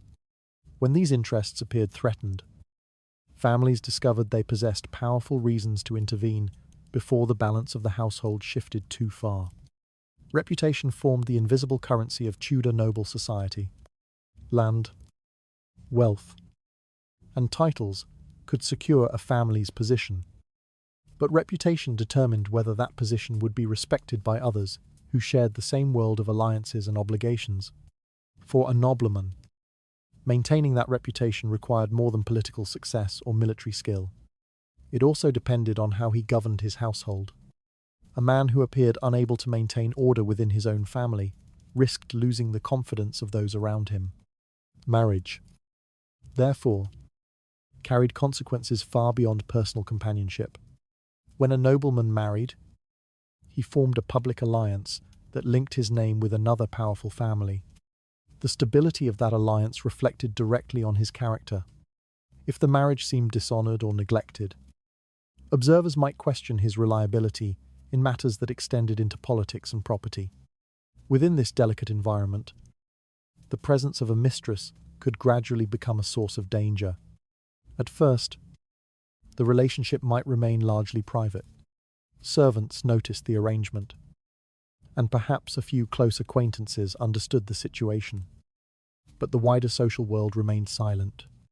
Tudor society often tolerated such relationships as long as they did not threaten the outward dignity of marriage. The problem began when silence gave way to awareness. News travelled easily through the web of connections linking noble households. Visitors carried stories from one estate to another.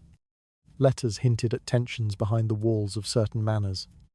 Servants, merchants, and clerks repeated fragments of conversation that slowly shaped a broader impression of events.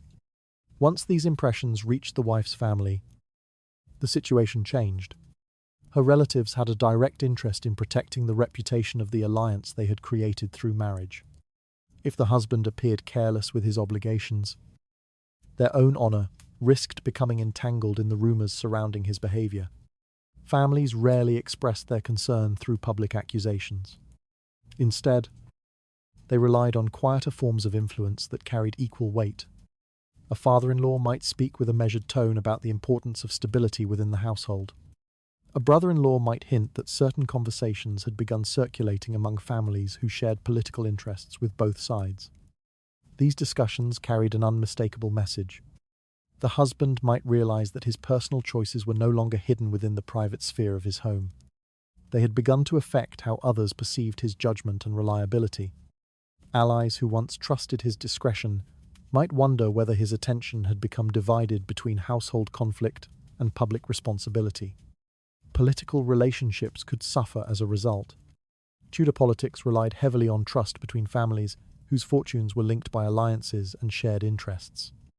If a nobleman gained a reputation for allowing scandal to disrupt his household, other families might hesitate before strengthening their connection with him. Marriage negotiations for future alliances could grow more complicated. Relatives considering a union between their children and his family might begin to question whether the household represented a stable environment. They might worry that unresolved tensions could eventually damage the reputation of anyone connected to it. Even court appointments and patronage could feel the influence of reputation. Noblemen seeking favor from powerful patrons needed to appear disciplined and dependable.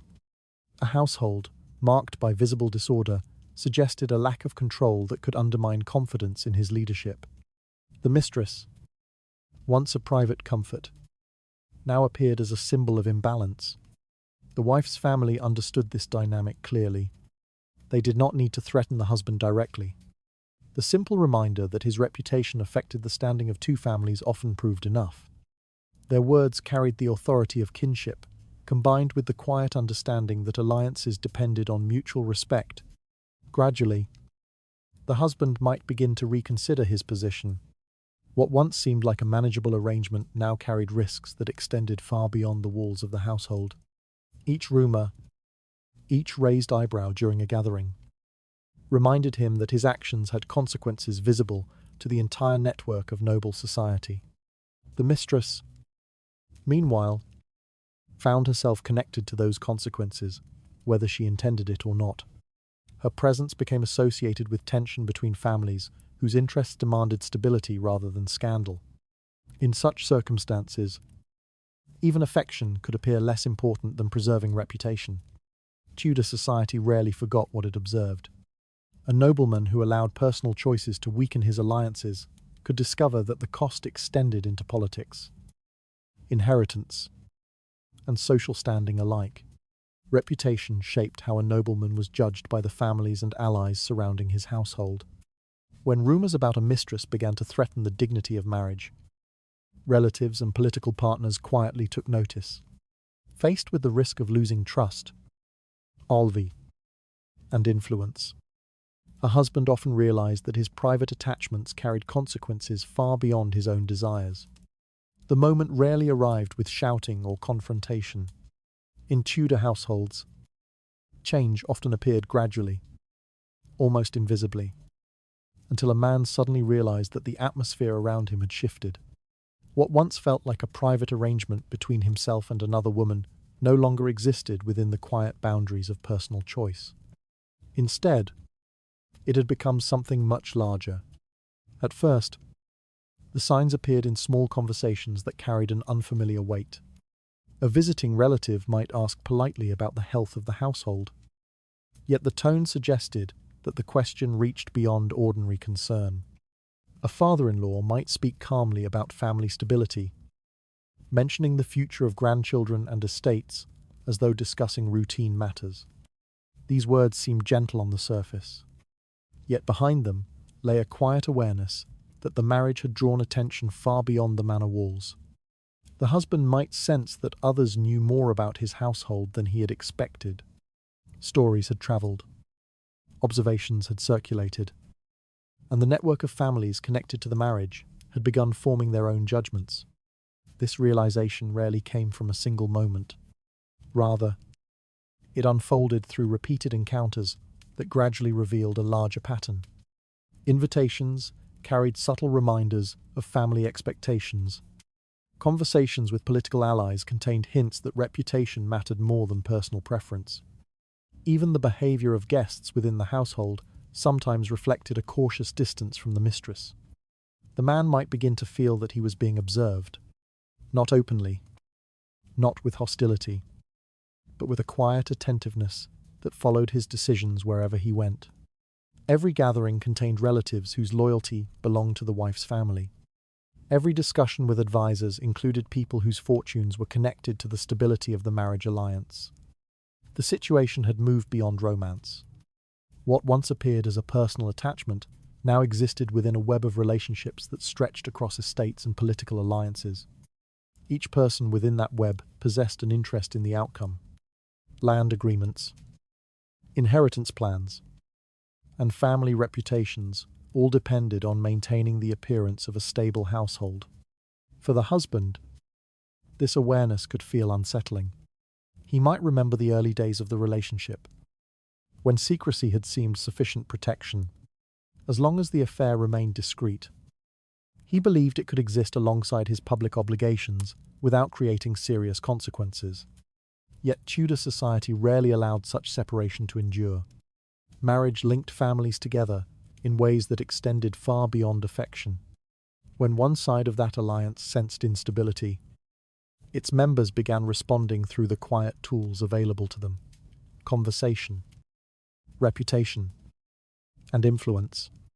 None of these responses appeared aggressive, yet together they formed a steady pressure surrounding the household.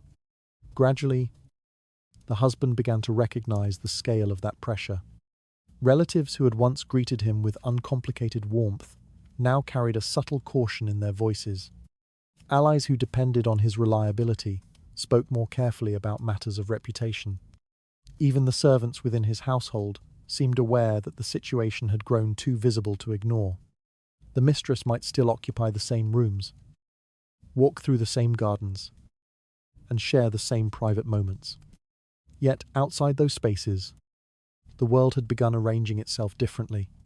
Conversations that once ignored her presence now treated it as a factor in discussions about the family's future. Decisions that seemed purely personal now carried implications for inheritance, alliance, and political trust. In Tudor England, personal decisions rarely remained private for long. Every noble household existed within a network of obligations that connected families through land, marriage, and shared reputation. When tension appeared within one household, the surrounding network responded instinctively to preserve its stability. The husband now stood at the center of that network. He could sense that every choice he made would echo beyond the walls of the manor. Continuing the relationship meant risking the patience of relatives whose investments in the marriage were both financial and political. Ending it meant acknowledging that the pressures surrounding him had become impossible to ignore. This was the moment when the nature of the situation revealed itself fully. What had once seemed like a personal conflict between husband and wife had transformed into something far more complex. Families watched carefully. Allies calculated the consequences. The reputation of multiple households rested upon the decisions that would follow. The husband was no longer navigating a private dilemma. He was standing inside a quiet circle of expectations that extended across the entire network of Tudor nobility. A relationship that once seemed personal had slowly drawn the attention of families whose interests depended on the stability of the marriage. Conversation, alliance, and reputations began to tighten around the husband until his choices could no longer remain private. In that moment, he understood that what felt like a household matter had become a question watched by many families whose patience might not last forever. By the time a mistress began to withdraw from a Tudor household, the change rarely arrived as a sudden expulsion. In many cases, the process unfolded gradually, shaped by quiet pressures that accumulated until remaining in place became more difficult than leaving. The household itself might look unchanged from the outside, yet the environment surrounding the mistress had begun to shift in ways that could not easily be ignored. At first, the change appeared in the rhythm of invitations. Social gatherings formed an essential part of noble life. Banquets, seasonal celebrations, and visits between estates allowed families to strengthen alliances while displaying their status within the hierarchy of Tudor society. Attendance at these events signalled acceptance within the network of noble households. For the mistress, those invitations began to disappear. A gathering that once included her presence might now proceed without her name appearing on the guest list. Another celebration might arrive with the same omission. The absence was never explained openly. Yet the pattern soon became unmistakable. Guests who attended these gatherings carried their impressions with them. They observed the continued respect shown to the wife, the presence of relatives who supported her position, and the careful order in which guests were welcomed and seated. The mistress, meanwhile, remained absent from these spaces where reputation and influence were quietly reinforced. The effect reached beyond social discomfort. The noble society depended heavily on networks of patronage. Support from influential families could secure access to property, financial assistance, or positions within the wider political world. Those who lost such support often found their opportunities narrowing quickly. For the mistress, patronage could begin to fade. A nobleman who had once offered gifts or protection might now hesitate to extend further assistance. Advisors could warn him that continuing such support might deepen the tensions already surrounding his household. Relatives might remind him that generosity toward the mistress could be interpreted as disregard for the marriage alliance. Gradually, the resources sustaining her presence began to weaken. Servants might notice fewer messages arriving in her name. Gifts that once appeared regularly might stop altogether. Visitors who had once spoken freely with her might grow more distant. Aware that association with the situation could damage their own reputations, the household itself began to feel less welcoming. Rooms that had once offered comfort now seemed connected to a conflict that had drawn the attention of too many observers. Conversations around her might fall silent more often. Servants who once showed deference could adopt a neutral distance that revealed their awareness of the shifting balance within the household. At this stage, the mistress faced a difficult reality. Remaining within the household no longer promised stability or influence. Instead, it risked prolonging a situation that had already begun attracting unwanted scrutiny. The longer the tension continued, the greater the possibility that rumours would grow into an open scandal. In Tudor society, scandal carried consequences that extended far beyond embarrassment. A woman associated with public controversy could find her prospects diminished. Families who might otherwise offer support or protection could hesitate to involve themselves with someone whose name appeared frequently in gossip surrounding a troubled marriage. Leaving quietly sometimes offered a safer path. By withdrawing before the conflict escalated further, the mistress could preserve what remained of her reputation. Her departure allowed the household to return to a visible stability, while reducing the chance that the story would grow into something more damaging. Such departures rarely attracted dramatic attention. There was no public announcement explaining the change. Instead, visitors simply noticed that the woman who had once been seen walking through the gardens or attending smaller gatherings was no longer present. Her absence might be explained through vague references to travel or family matters. Within the household, life gradually resumed its familiar order. The wife remained at the centre of the family's social world. Guests returned to their usual patterns of conversation and celebration. Relatives felt reassured that the alliance linking the two families had regained its balance. The mistress, meanwhile, faded into a quieter chapter of her own life. Some women returned to relatives who could offer shelter from the attention that had surrounded the affair. Others settled in smaller households where their presence attracted less scrutiny. A few maintained discreet connections with former patrons, though rarely with the same visibility as before. For Tudor society, the outcome appeared almost routine. A tension had emerged. The surrounding network of families had responded, and eventually the household returned to a state that preserved its alliances and reputation. The mistress's departure allowed the social order to restore itself without the disruption of open conflict. The process remained quiet, yet its meaning was unmistakable. In a world where reputation shaped nearly every opportunity, Leaving could become the only decision that prevented a difficult situation from becoming a permanent stain. The mistress slowly lost invitations, patronage, and the social space that had once sustained her presence within the household. As pressure from families and reputation tightened around the situation, remaining in place became increasingly difficult. Faced with the growing weight of scrutiny, departure often appeared as the only path that allowed the story to fade, before it turned into something far more damaging. In the quiet aftermath of a household conflict, Tudor society rarely paused to reflect openly on what had occurred. Life moved forward with the familiar rhythm of estate management, family visits, and seasonal ceremonies. Yet beneath this calm surface, the outcome of such struggles often left lasting marks on the structure of noble life. The alliances formed among women during these conflicts did not disappear once the immediate tension ended. Instead, they became part of the unspoken knowledge that circulated through noble households. Wives who had supported one another during moments of uncertainty continued to recognize the value of those relationships. Through shared experience, they understood how easily a household's balance could be disturbed and how powerful collective loyalty could become when used carefully. Over time, these alliances strengthened the position of lawful marriage. In Tudor England, marriage already carried legal authority, but social recognition played an equally important role. The visible unity of noblewomen defending the dignity of marriage reinforced the idea that the wife stood at the center of the household's legitimacy. Guests who visited these households observed the stability that followed such unity. The wife appeared not only as the lawful partner of the husband, but also as a figure supported by a wide network of relatives and peers.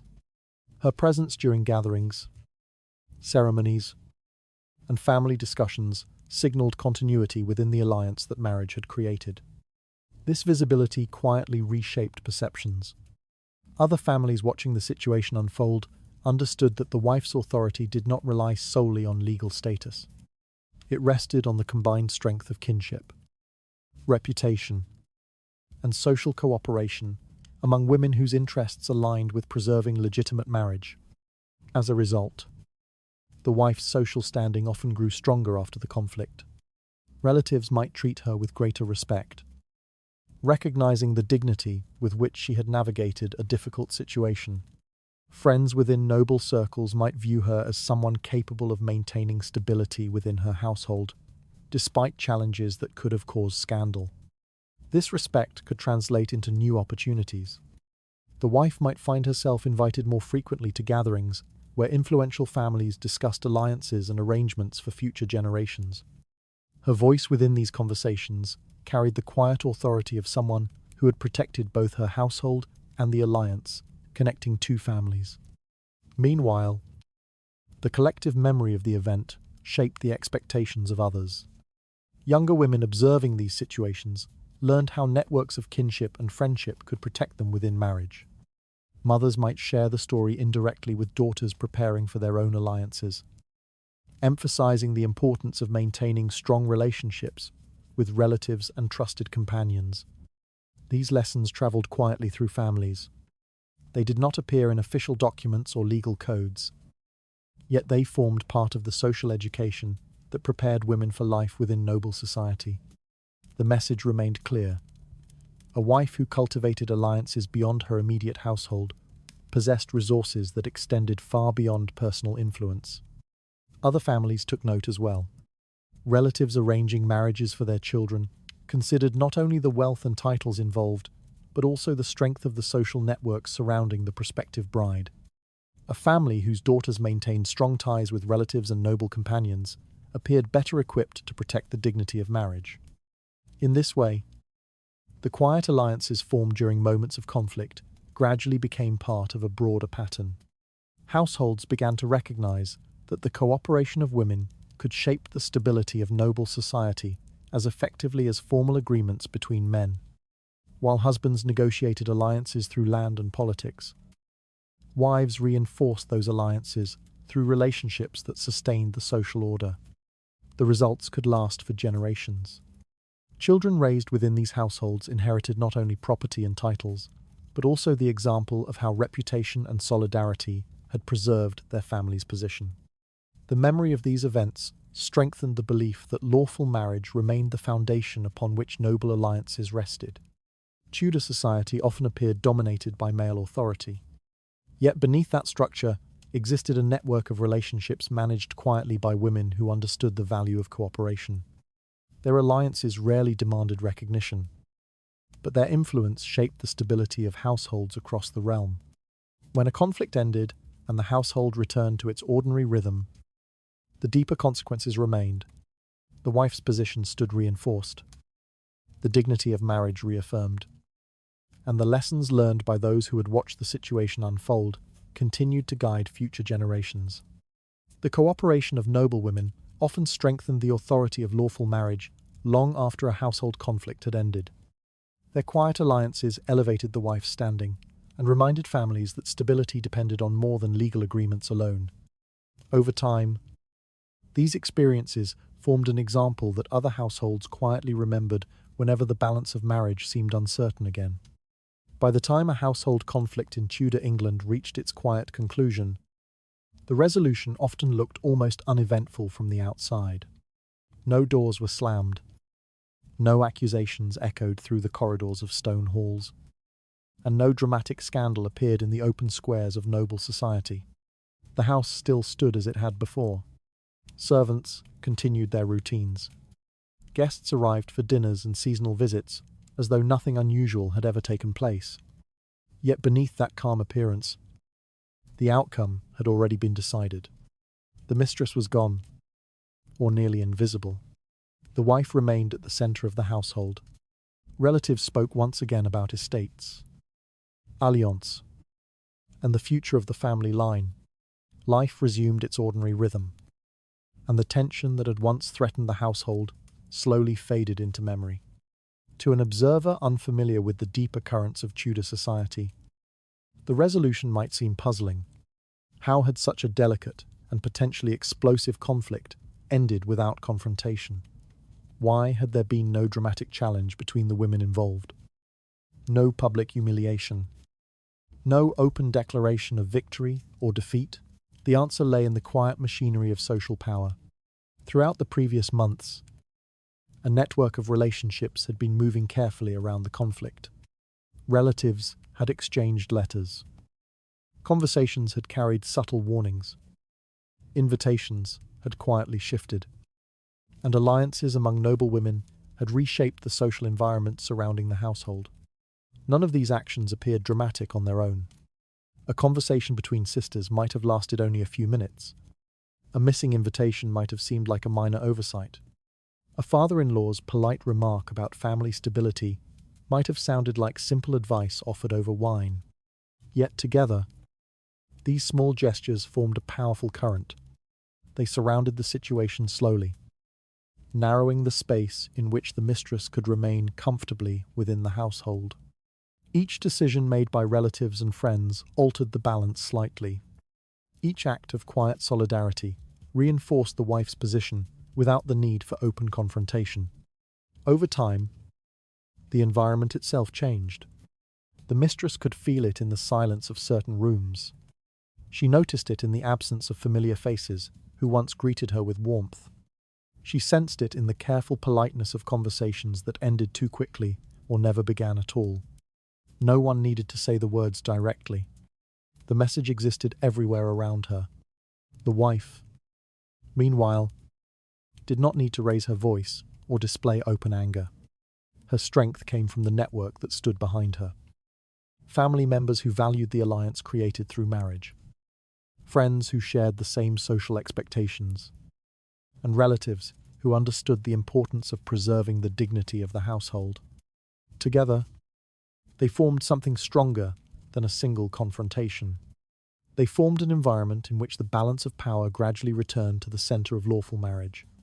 The mistress, once a presence that disrupted the order of the household, became increasingly isolated within that environment. Eventually, remaining within it no longer seemed possible. The departure might have occurred quietly. Perhaps she left for another estate. Perhaps she sought refuge among distant relatives. Or perhaps she simply disappeared from the gatherings where her presence once drew attention. However it happened, the result appeared the same. The household regained its stability. Visitors saw a family united around its lawful centre. Conversations once again focused on the future of the estate and the education of heirs. The marriage alliance between the two families remained intact, strengthened by the quiet determination that had protected it. This outcome reflected a deeper truth about Tudor society. Power did not always belong to the loudest voice or the most dramatic gesture. Often, it belonged to those who understood how to move patiently through the networks of kinship and reputation that shaped noble life.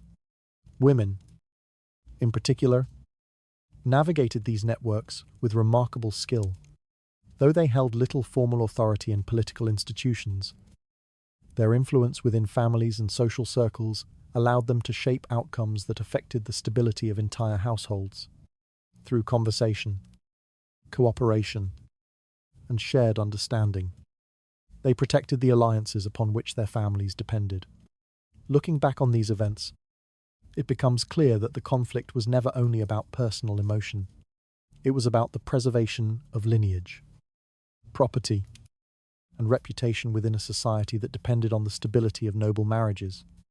Each decision made by relatives and allies reflected the understanding that one household's disorder could ripple outward into the alliances connecting many others. The mistress's disappearance, therefore, represented more than a personal defeat. It marked the quiet restoration of an order that Tudor society believed necessary for its survival. Tonight, as we step away from the stone halls and candlelit chambers of that distant world, the story leaves behind a final reflection. Power in Tudor households often moved in silence rather than spectacle. A few careful conversations, a network of loyal relatives, and a shared determination to protect the dignity of marriage could reshape the fate of an entire household without a single public battle.